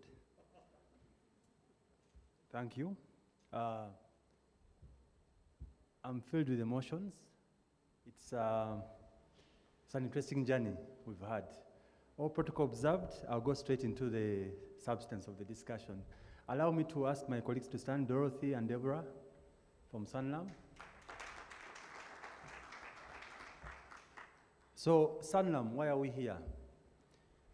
Sanlam is in 44 countries worldwide, 34 countries in Africa. And we do business in insurance, life, general insurance, and investments. On the CSI front, we work with our organization, Sanlam Foundation, and we go out and support the communities in which we operate. We have mainly 3 areas: education programs, healthcare, and community wellness programs.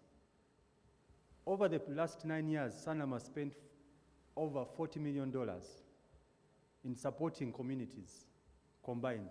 In that amount, so World Vision is one of those. Within Uganda, as Sanlam, we have a program called Sanlam Inspire Initiative. So the Sanlam Inspire Initiative is our umbrella CSI program within Uganda. So through that program, we are able to work with different partners. Because we could not have separate programs running for all the businesses in Uganda, we decided to form an umbrella program where we combine all. And in that same program, we're able to donate to the COVID Fund, $75,000 US, and to Rotary Uganda, $15,000 US. And then within the same program, we partner with World Vision Uganda. And for me, it has not been just a straight line. I mean, they've been up and downs. At some point, Charlotte, yes, we met years ago. Lion Assurance was the first company I worked for, and it was acquired by Sanlam. This discussion started way back before 2017, and this discussion was started through a program which I would like to share, and perhaps to help you in your strategy. Organizations are interested in sustainability of their programs. For years, we donated to different causes, and we thought to ourselves, how do we make this sustainable? Every time you go to the board with the CSI budget growing, they get concerned. They say, okay, can you ration? And I was like, how do you get a program that works? So I came up with something with the team then that we support our clients. Because what I would tell the board, these are clients with us, they have this program, where's the best place to put our money? Let's give it back to our clients. And World Vision then, we had subbed World Vision for 5 years, and I was introduced to World Vision through Deborah Wave. Deborah was account manager. She says, Donato, World Vision wants help. There's this program they are doing, and so we started the discussion. How do we channel our support to World Vision? It's not a bad thing to do, because the boards are interested in seeing sustainability. How can we can't do it all by ourselves, but I'm saying, one, they give us a premium. Even if you give them more in terms of aid, doesn't make any, I mean, at least they are with you. That's how we started this. So when Sanlam comes into the picture, I was so blessed, and so was World Vision, is that Sanlam was willing to give much more. So we are funding just over 500 million for the next 3 years with World Vision Uganda. I believe that's when you clap. Thank you. And this is the first of its kind in Sanlam. Sanlam funds projects direct. This is the first where we go through a partner. And I introduced the idea to Sanlam, and just to tell you, yesterday and today in Kenya, World Vision, your colleagues, we are visiting schools that we are going to support in Kenya through the same.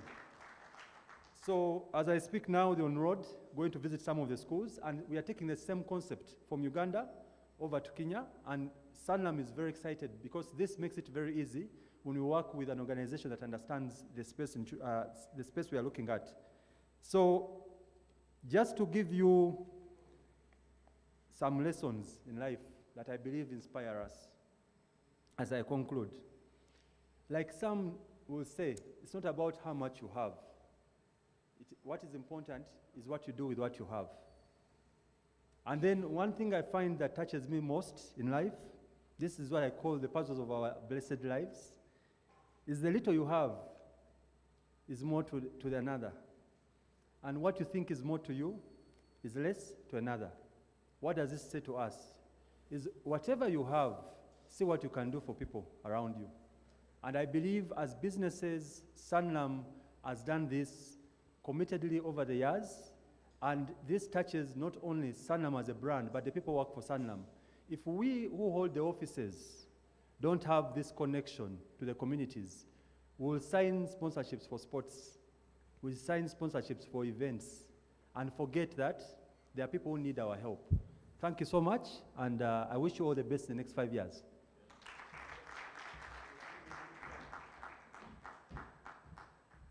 Round of applause. That is a private partnership. I love that. And I'm grateful that you took it up. Deborah, thanks for expediting this to make sure that it actually happens, that we have a regional partnership at different layers. Ladies and gentlemen, that is Donato Laboke from Sanlam. Now, coming up, let's hear from the strategy highlights and the overviews by the World Vision Strategy and Risk Manager, Yvonne.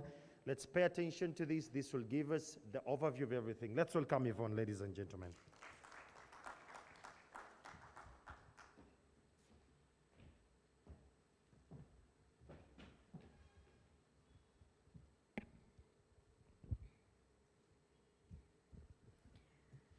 Good morning, good afternoon, good evening, Honorable State Minister of Youth and Children, Honorable MP, Honorable Prime Minister of the United Kingdom, representatives from other cultural institutions, distinguished ladies and gentlemen, welcome. Thank you so much for honoring our invitation at this critical event.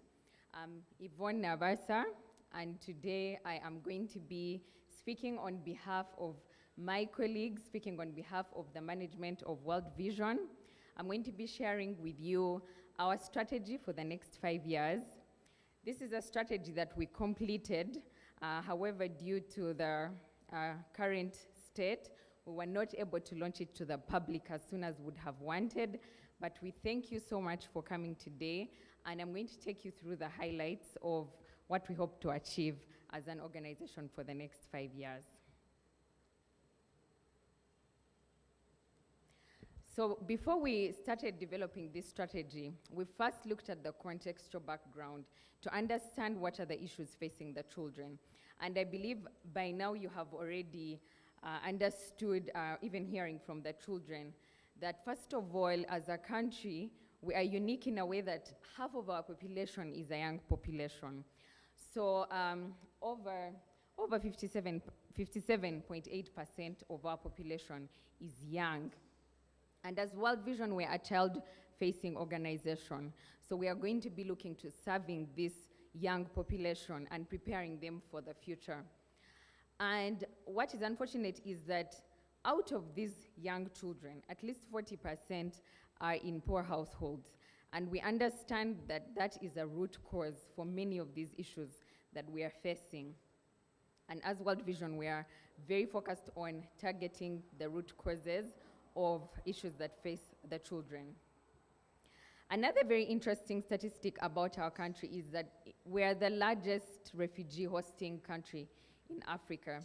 And as of today, we have at least 1.4 million refugees in Uganda. And as World Vision, we are working with these refugees. We've been able to serve at least 450,000 of these refugees. And 81% of the refugees are women and children, who are considered as vulnerable part of the population.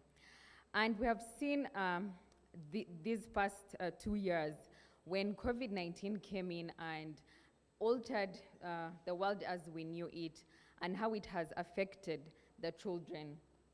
We see that the learners in primary school,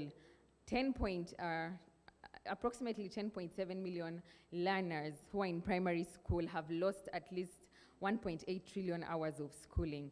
They are at home and they are missing out a critical part of their learning.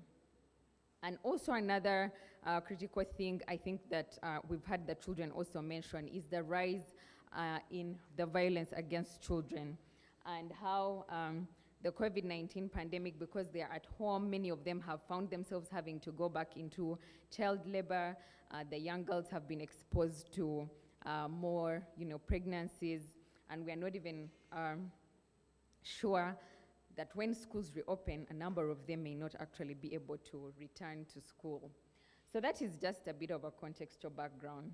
And when we go specifically to the sectors where we work, we see that there are still a number of children who are facing violence. You can see that at least 44% of girls and 58% of boys have faced some kind of physical violence over the past years. And then we also see that 16.3% of children are involved in some kind of child labor. And as World Vision, we are very mindful of these challenges, and we want to continue to work to address them. When it comes to nutrition, we also see that at least 29% of children are facing stunting, and 11% are facing underweight.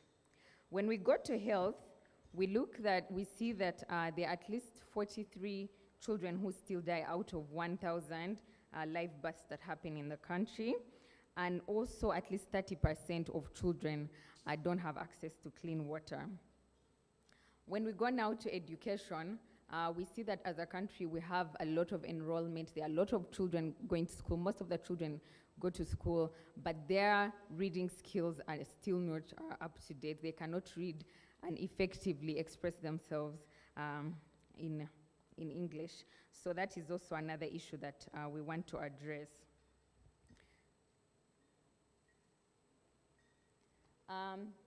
So as you heard from the children, we were able to consult them while we were developing this strategy, and we wanted to listen from the children. We wanted to hear their voice.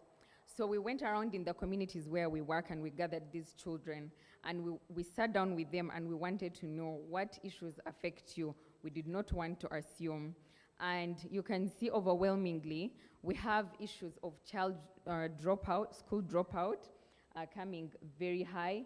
We look at issues like lack of adequate food, and we also see issues of domestic violence, and also issues of early child marriage and early pregnancy. So these are the voices from the children, and we see that they are aligned with what we found from our assessments.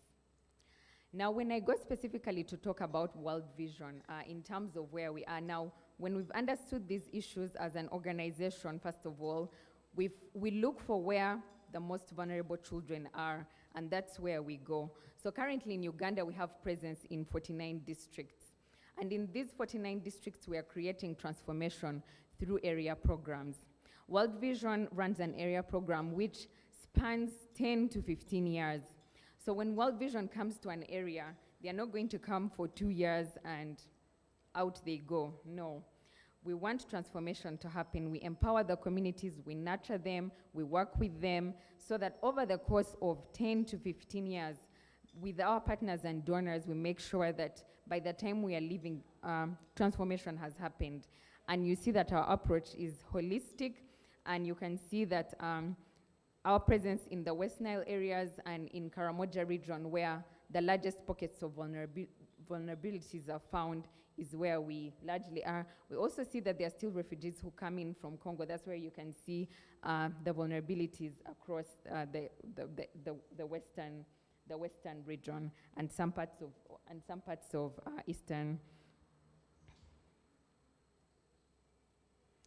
So when I go to the goal, now let me tell you about what we plan to do as World Vision for the next 5 years.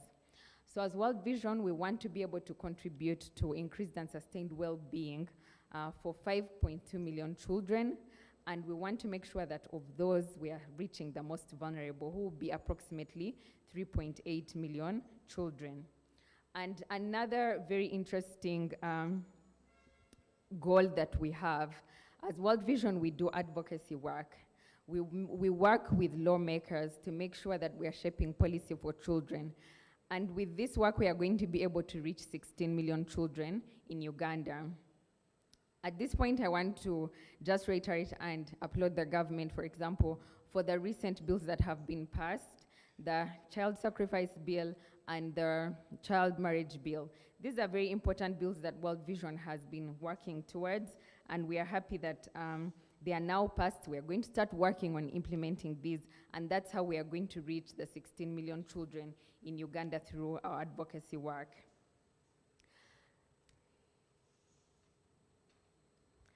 So to be able to achieve this goal, we have set out objectives. These objectives are the heart of our strategy. There are 4 objectives, and first of all, we want to see that we have increase in children who have peaceful relationships in their families and communities.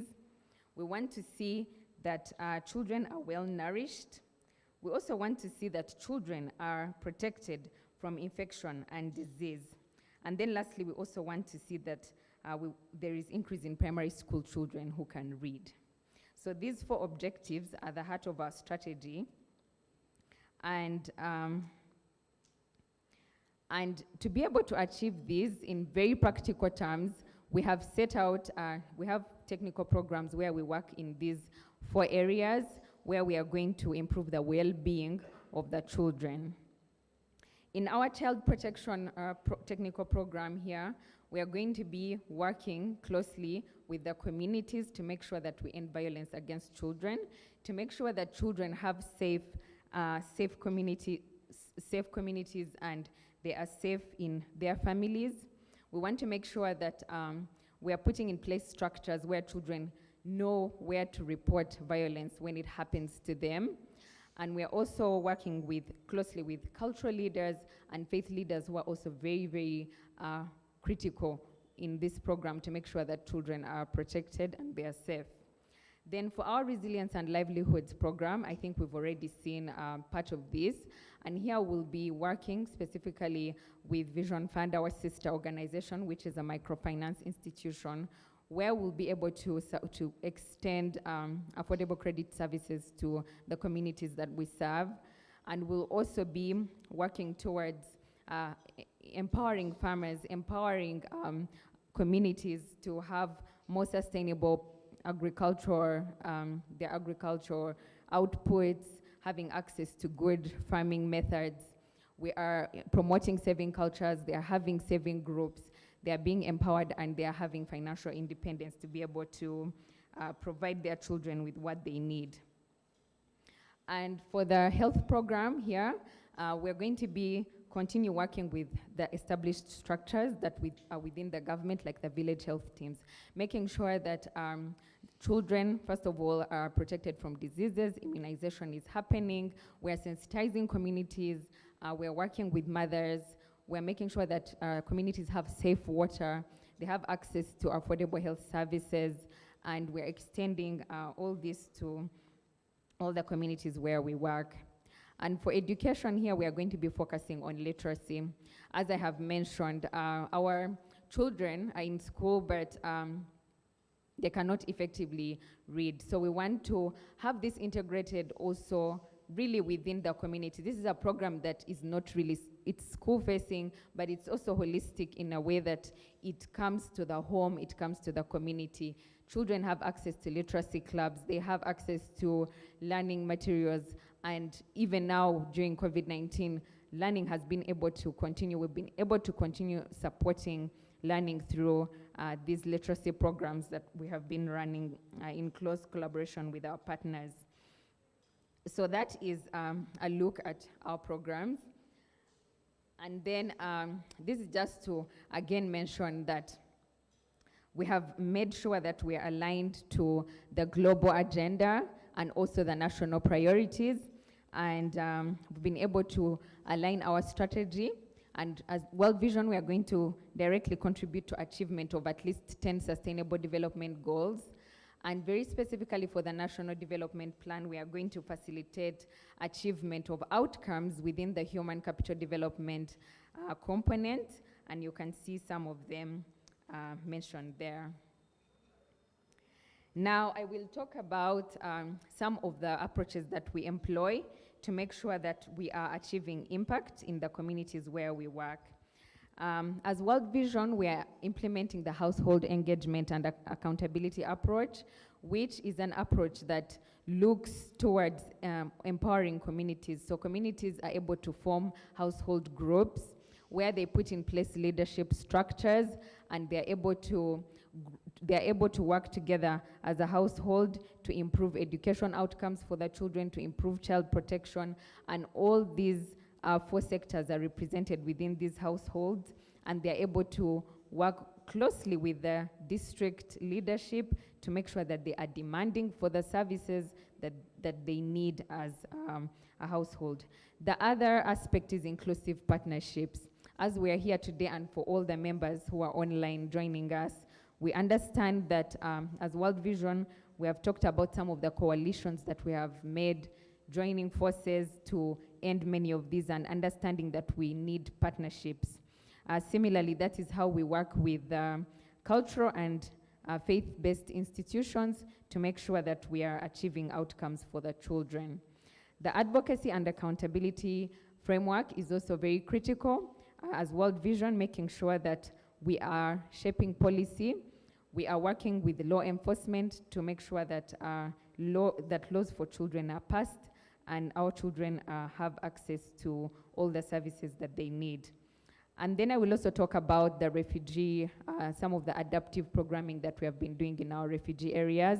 My colleague had already talked about them, but this is how we are continuing to have more sustainable humanitarian aid, in the sense that we are now being able to have longer term approach towards resettling the refugees and working with them to settle. And now I will talk about our partners. Those of you who are here today, you're all here because we appreciate and we work with you to be able to reach the most vulnerable children. And those are the range of the partners that we have been working with and that we envision to work with. As you can see, we have government, ministries, agencies, and departments, local governments, children, our children. You've seen Baraka and Wilder. We work closely with them. We do not do anything without them, and they are part of this process. The private sector, who are funding, as you have heard, like Sanlam, and we want to continue to grow that aspect. And then also community-based organizations, cultural institutions, other fellow INGOs, and also multilaterals and UN bodies that are able to support us in different grants and to be able to achieve our outcomes. And as an organization internally, we understand that to be able to reach the children, we are going to have to, first of all, to improve our funding to make sure that it's sustainable. And out of this, we are going to be very intentional about our local fundraising. As you have heard from us, our partnership with Sanlam, we want to have more local partners, and we tap into the resource that is within this country to strengthen our already existing funding from our already established sources. And we also want to grow our grant funding that is aligned to our strategy. As an organization, we also want to improve our operational excellence to make sure that we are delivering services, we are delivering more efficiently, and we are improving and we are automating our processes. And then lastly, our people, who are very important, the staff of World Vision, making sure that they are empowered and they have all the critical tools that they need to be able to deliver. So in closing, really, on behalf of World Vision again, even right now as we sit in this room, a family gets water, a hungry child is fed, and a family receives the tools to overcome poverty through our work. This is real, this is the work that we do, and we believe that this is not something that we can do without the support and the work with our partners. So we believe that the more we come together, the bigger the impact we are going to have. So to close, I implore you, and I reiterate that we are very enthusiastic about the future of the children of Uganda, and we know that we are going to be able to achieve this goal with your partnership and with your support. Thank you very much.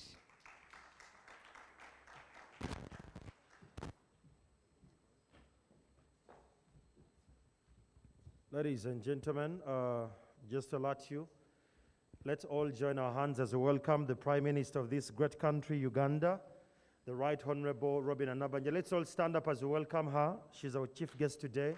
Round of applause as we welcome the Prime Minister. You're so much welcome, the Right Honorable Robin Anabanja. Thank you so much.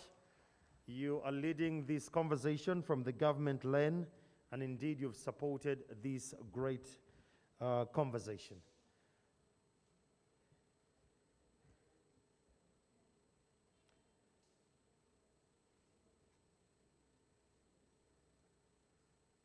We may resume our seats, ladies and gentlemen. Thank you so much.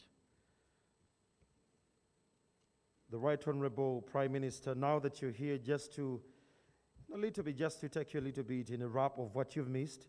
World Vision has tackled the root causes of poverty through sponsorship and transforming communities.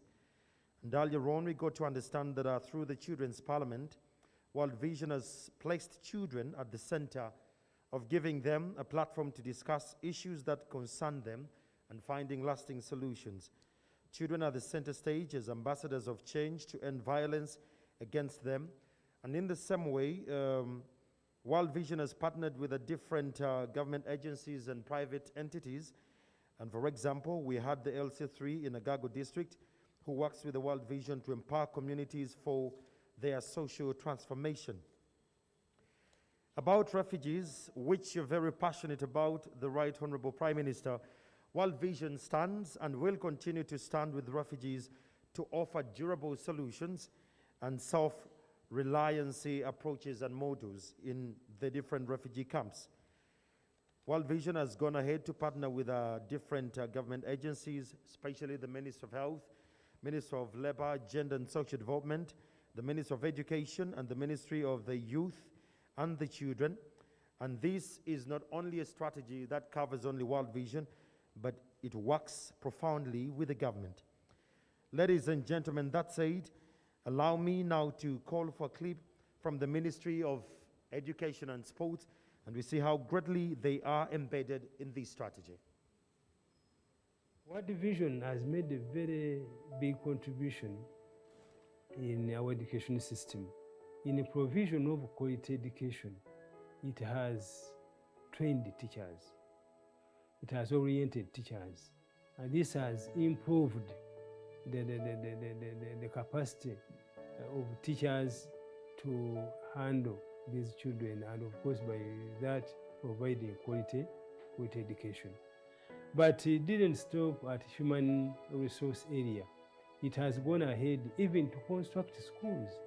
It has provided for hygiene in our schools, sanitation and hygiene in our schools by constructing toilets, by providing water sources. I remember they used to provide the huge water tanks, 10,000 liters, 20. So that improves, of course, the education of our children.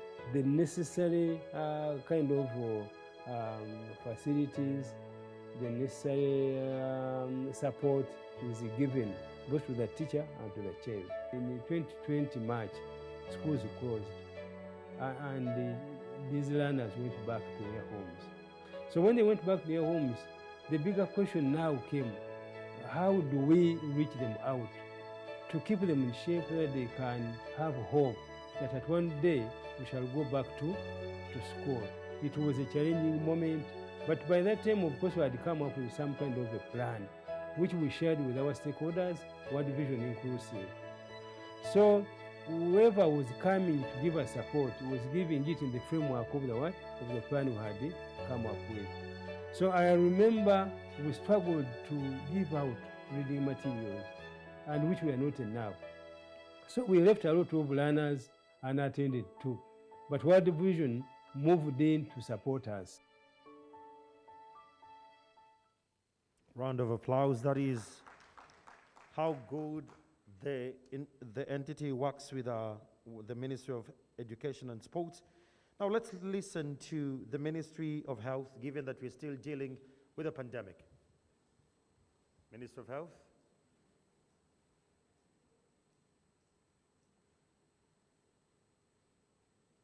We have been working with several civil society organizations, and one very key civil society organization we have been working with is World Vision. And as part of our sectoral arrangements, private-public partnership, we have established platforms for the private sector, platforms for the CSOs, and other players, and each platform has a lead CSO. I want to inform you that World Vision has been the lead of our CSO platform since 2013. World Vision represents the other CSOs on the policy dialogue table for maternal newborn child health, and they are a conduit, a link to the other CSO. They take leadership, but also at the global level. World Vision has been representing us in the Global Financing Facility and other mandates and the partnership for maternal newborn child health, the global structure. World Vision has been very instrumental both in terms of dealing with issues of women and children, both health, well-being and protection, but also trying to link health and learning and education. And we've done several interventions, right from issues to do with social determinants like nutrition, but also directly with health service delivery. They've supported several health units in the country. They've supported both in service delivery, but also infrastructure development. We've had them refurbish and even construct some health centers in the country, and then they support the equipment and they support the human resource, but also the community components, the community health workers in those catchment areas. So we run a big spectrum of interventions, both maternal and child, but also both clinical and preventive services. And we also do some community treatment programs like ICCM, the integrated case management of malaria, pneumonia, and diarrhea in children. They've also worked with us on the HIV area, both in children, trying to prevent early childhood transmission from mothers, but also supporting mothers and orphaned children outside there in the community. We've also worked with them in terms of making sure that services are closer to the people through outreach programs, but also through child health days. They are also working with us in the area of human capital development, and our central program is on early childhood development, focusing on how we make sure that these children have a brighter future, but also centering on breastfeeding and nutrition for these growing brains of children. And I think that is very important because right now this is the biggest thrust for the government. If you look at our National Planning Authority, the biggest agenda, which is like linking education, health, and Ministry of Gender, is the area and the focus on human capital development. How we see the next generation, how do we prepare people for the next generation, how do we prepare the workforce for the next generation. So World Vision has been working with us. So in a way, they have supported us in terms of cooperation and collaboration as a link to other CSOs, but they brought in the voice for the CSOs on the policy dialogue table, but also they've provided services and helped us to ensure universal access to the rest of the masses, in the, especially the hard-to-reach areas, where government may find it difficult actually to reach. The presence of World Vision has been very significant. And more recently, because now we have suffered a lot of problems as a disruption from COVID, the COVID pandemic, and World Vision still has been central, both directly in supporting us in areas which are most hit by COVID. They've provided tents, they've provided equipment, protective wear, support service providers, but also in terms of disseminating messages. We have been discussing the issue of closing and reopening schools. Again, World Vision has been one of our key partners in supporting us on making sure that we ensure that our learners return to school or they remain in school, but in a safe environment, but also during the disruption, making sure that students are able to access learning materials at home through either paper-based study material or through technology. We have a policy where we integrate our refugees with our general population, and World Vision has been supporting, not only helping these new people who come in to settle, to to deal with their cultural challenges, but also make sure that there's a seamless flow, that they don't suffer from malnutrition, that disease conditions they find in our setup don't affect them. They do health screening. They've provided shelter for these populations.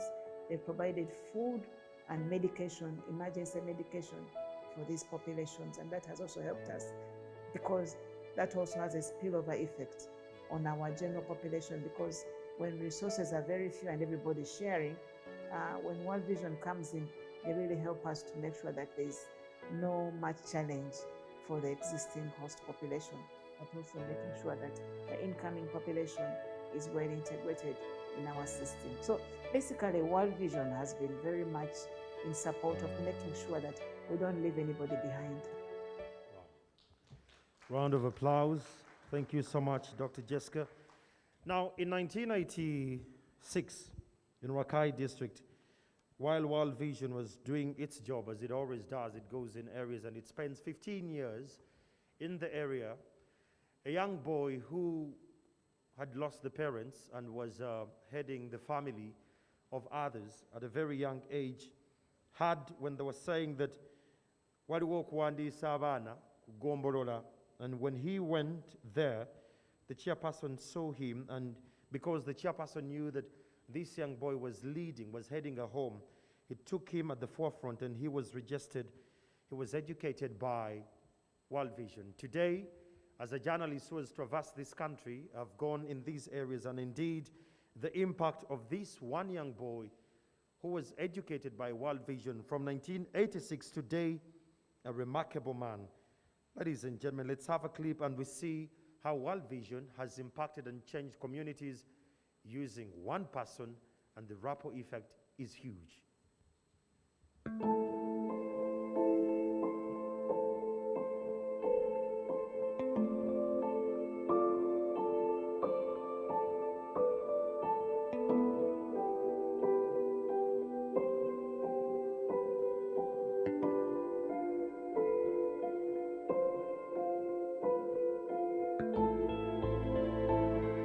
I'm Rondo Johnson Lubega. I'm married to Princess Agnes Rondo. She's my wife with 3 children. Rakai, where I come from, is the ground zero for HIV. And when HIV came, my parents were part of the victims. When my mother died, my father left. He used to come just occasionally. He married some other women, truck drivers. And then I started heading the family at 11 years.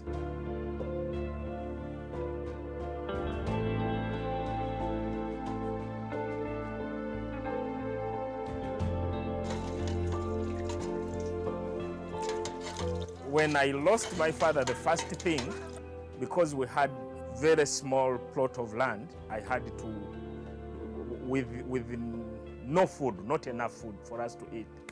So I had to drop out of school for me to be able to dig in people's plantation, to be able to get food for my other siblings. And the little one was taking milk, to get milk for him. To be able to buy other necessities for them, I had to get out of school. It was really hard. And that is when I call it my savior, World Vision came in.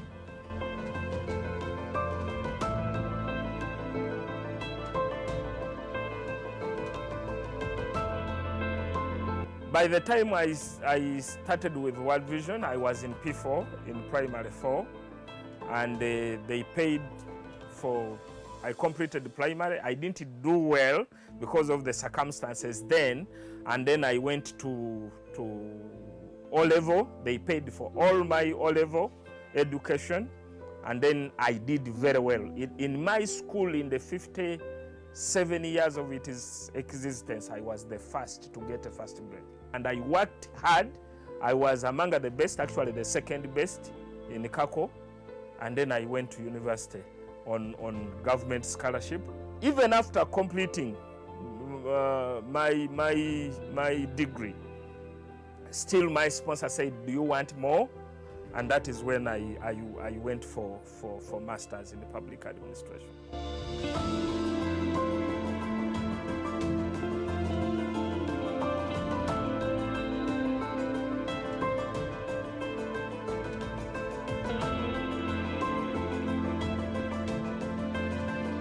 I have started several businesses. As I talk now, we are into schools.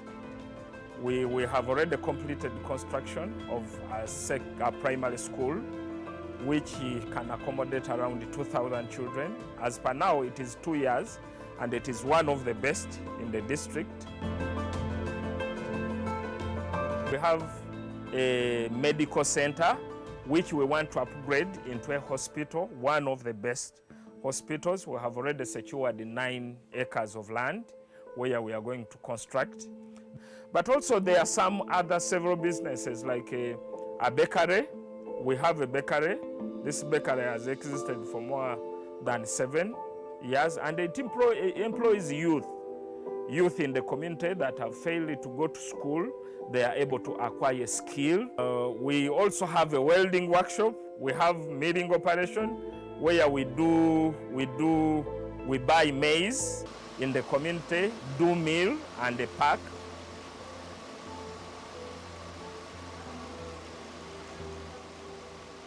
When I left World Vision, I thought I should also begin to support others. I didn't want just to be the only Johnson in the community. By then, World Vision was leaving my community, that is Kakuto, and I said, can I join also the team there for me to be able to support some others with the little income that I get. So that is how I started. The knowledge that I have in organization, the knowledge that I have about God, the knowledge that I have about family, the knowledge that I have about work, I all attribute it to World Vision because I saw people working for others, and I also wanted to work for others. We have more than 1,000 children because we also extend to government schools. There are some children that we support in 15 government schools, at least to get books to keep them there or to give them food for them to be able to have lunch and study. I can't thank you enough for what you are doing, the sponsors, the staff, for what you are doing in us, because if it wasn't you, I wouldn't be what I am. I can attribute whatever I have got for the diligence and the hard work that you do in us. Thank you so much. Continue supporting, because there are so many Johnsons that you are going to create.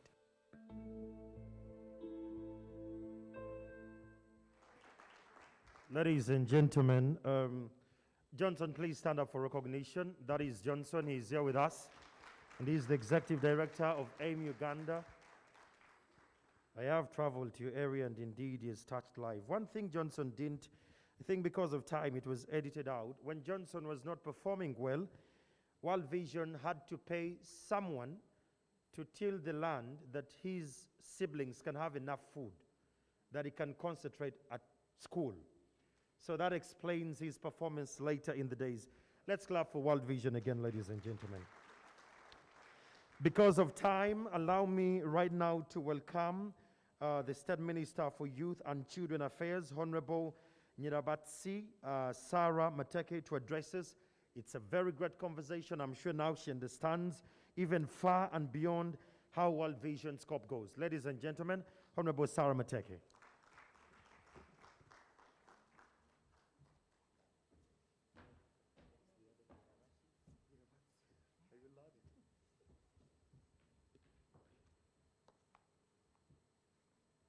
The Right Honorable Prime Minister, the members of Parliament who are here, the Country Director, World Vision Uganda, officials from the cultural institutions that are here, Head of Bunyoro and Buganda, officials from the UN fraternity, members from the faith-based organizations, those from our churches, distinguished heads of partner institutions, members of the media fraternity, our children who are here, friends of the children, ladies and gentlemen. Allow me to take this opportunity to thank the Right Honorable Prime Minister for accepting to officiate at this launching of the strategic plan, the 5-year strategic plan for World Vision. Despite her busy schedule, she has put up some time for us to listen to what World Vision has to do. We thank you so much. And this is a very, very clear testimony of her unveiling commitment and passion to care and protect for the Ugandan children. I want to take this opportunity to thank World Vision for honoring us to be part of this historical event. Right Honorable Prime Minister, ladies and gentlemen, as government and my ministry in particular, we continue to create the necessary enabling laws and policy frameworks to guide interventions both for the state and non-state actors in improving the well-being of our children. Government has assented to several international and regional protocols that promote and protect the rights and development of our children, which include the Convention of the Rights of the Child, the African Charter of the Rights and Welfare of the Child. Article 34 of our Constitution provides specifically for the protection of our children. The Children's Act, as amended, puts it very clear with effect from the constitutional provisions of the children and it emphasizes on the protection of the child by upholding their rights, protection, duties, and responsibilities as contained in the Convention of the Rights of the Child and the African Charter. Ladies and gentlemen, Right Honorable Prime Minister, as you are aware, our ministry has put in place a national child policy and its implementation plan, and it has been running since last year, 2020, 2021 to 2024, 2025. Indeed, it is very reassuring that the country strategy that we are launching today perfectly speaks to the plan in content, depth, and width.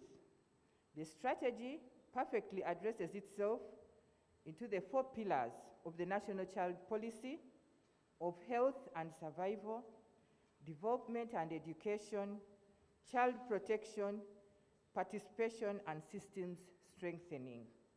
Right Honorable Prime Minister, ladies and gentlemen, allow me to sincerely thank and commend World Vision for the close collaboration with the ministry, especially to disseminate the national child policy and establish child well-being committees in various districts like Rakai, Kagadi, Kamwenge, Chikube, Kakumiro, and others. World Vision is on ground and closely working with local governments and communities focusing on the NDP 3 priority areas. The strategy we are going to launch today targets 5.2 million children in Uganda. This strategy couldn't have come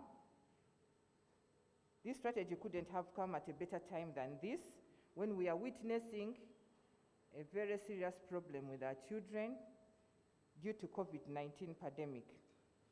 If you look at the statistics from Sauti 116, we have registered more than 5,558 cases of violence through the various platforms, and most of which you realize that most of our children have gone through sexual abuse, physical abuse, murders, emotional abuse, child neglect, and child exploitation. We, as we live in this world, the world is full of risks. At any time, a crisis or shock can hit a family. knocking us backwards and impacting on the living standards of a family. And those who are mostly hit are our children.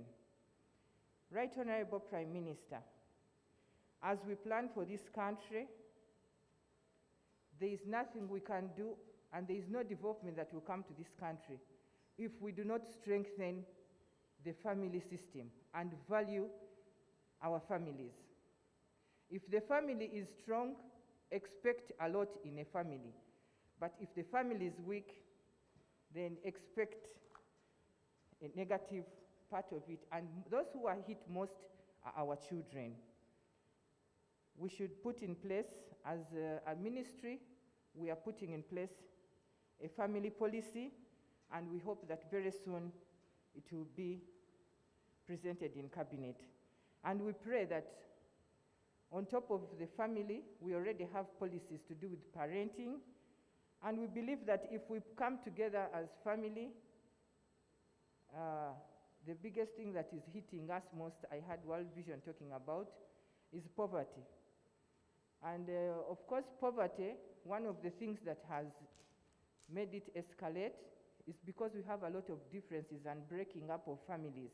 If they would work together, would not come to that. I want to take this opportunity to thank you once again, World Vision, for putting in front the issues of children. And I believe that the future of our children is now, is today, as we plan.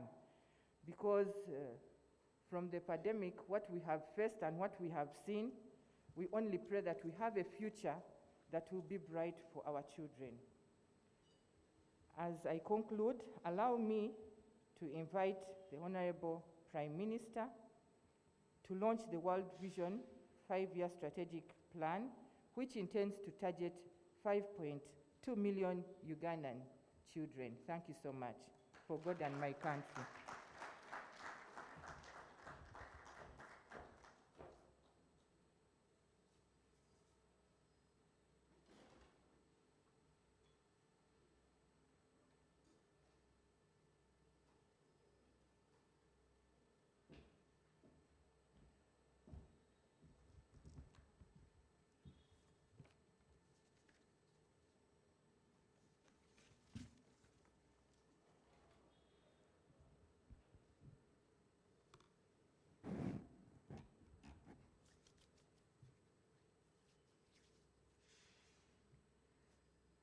The Honorable Minister, the Minister for Youth, and my colleague, Honorable Members of Parliament, representatives of our UN agencies, the National Director and staff of World Vision, Uganda, our senior government officials, ladies and gentlemen, I'm pleased to join you today as we launch the World Vision Strategy for the year 2020-2025. World Vision is one of the most appreciated NGOs in this country, whose work with the communities and transformation of lives of our people is visible, I repeat, is visible and tangible. I personally have a long history with World Vision, me as a leader in that district where they work. Uganda, World Vision Uganda, from my home region, that is Kibale, Kakumiro, and Kagadi, and other places across the country now that I'm a Prime Minister, where your work has positively impacted on lives of our children, women, and the men. In Kakumiro, for example, we appreciate your support in providing education to our children and water, health care to our communities. I have witnessed a number of classrooms being constructed by World Vision, a number of water sources which I have commissioned personally, constructed by World Vision. I can even mention a few from my head. I commissioned a 4-classroom block last year when I was the Minister of Health in Kisengwe sub-county. And many other places. I commissioned a water source in Chikola, water source, piped water in the villages. So we really commend you. World Vision, the vision and mission of World Vision of ensuring that every child has what he or she needs to have fulfilling life is indeed consistent with the NRM government's commitment to the welfare of our children. You have supported us in a number of things. I remember one day I was in Kagadi Hospital when I commissioned the handover of protective gears to our people. And that gave us really life, because during that time, my ministry, then Minister of Health, could not afford to take those protective gears to that hospital and the communities that were needed. Let me give you an example of myself. I think you need to hear this. Between the year 2008, 2009, 2010, I partnered with World Vision in Uganda, that was the Chibale cluster, to provide meals in my small hotel in the village. That is Hotel Classic. It is World Vision that gave me some income that I think was the lowest common multiple of what I am today.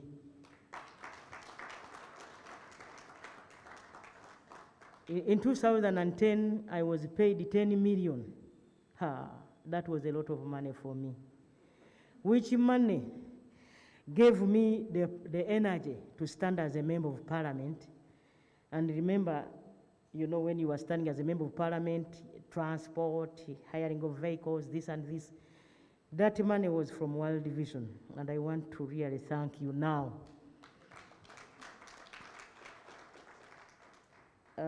And many other communities, by the way. I can see other communities that have transformed because they were supplying World Vision in my district, and that is commendable. So without you knowing, you made a prime minister. Yes. World Vision, therefore, complements government's effort aimed at transforming the lives of our children and the communities where we live. As we all know, that the majority of our people are young, with over 49% of our population below the age of 14 years. This means that as leaders, we have to plan, budget, and legislate with the children in our minds. I'm glad, ladies and gentlemen, that World Vision has and continues to put children at the forefront in their programs and advocacy. In February this year, like I told you, I officiated at a commemoration of International Women's Day celebrations in Chibale organized by World Vision. I was pleased by the commendable work as well as voices of children every now and then, calling upon us, the leaders and the parents, to do better, to think about them, to include them, and to protect them. Ladies and gentlemen, our parish development model is meant to strengthen and enrich families, because we all know that a wealthy family translates into an educated, healthy, and well-protected child. In addition, ladies and gentlemen, our third National Development Plan and its component of human capital development focuses on issues that improve the welfare of children. For example, education, skills development, health access, immunization, protection, and even future employment are all geared towards improving the quality of life of our children. We appreciate and welcome efforts and interventions by our partners like World Vision. Let me say that I appreciate the approach of World Vision, which is grassroots based and also aimed at improving the household incomes. Our collective effort should be to transform the lives and livelihoods of the 39% of our population who are still outside the money economy. That is an area I would like to see partners like World Vision play a key role.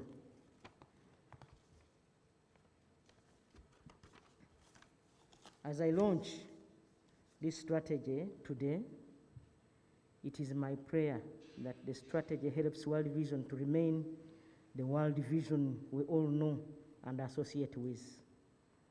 A World Vision that is driven by field experience, not the air-conditioned offices in Nakasero.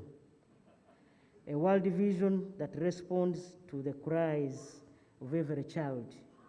A World Vision that collaborates and works with all. And most importantly, a World Vision of prayer and faithfulness to Jesus Christ and to God. But beyond the strategy, I would be interested in hearing about the progress of its implementation so that what we launch today does not simply remain on paper.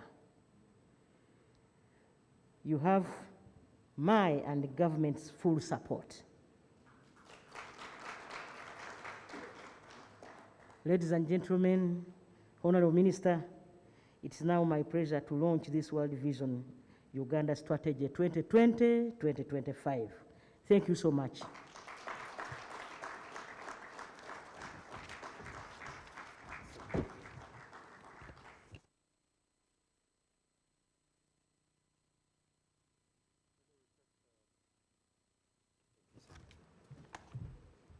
Let me request the children to come and flank the Prime Minister as she endorses the strategy.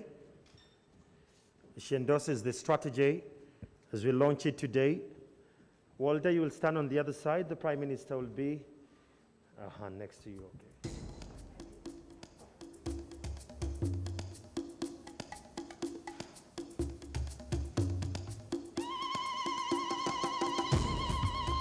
So this is the Uganda strategy.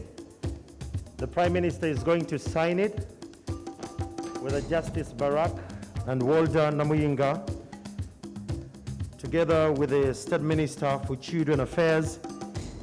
The strategy is meant to impact 5.2 million Ugandans, children, and is to increase children who have positive and peaceful relations in their families and communities. It will equally increase our well-nourished children between the age of 0 and 5, and it will then increase the protection from infection and diseases still of children between 0 to 5. And lastly, it will increase primary school children who can read and write. Just remind you that our World Vision is working on all the SDGs. That is SDG 1, 2, 3, 4, 5, 6, 13, 17, and the others. Ladies and gentlemen, it's official that it has been launched. Let me just request the Prime Minister and the children alone to stand next to the strategy. Barak.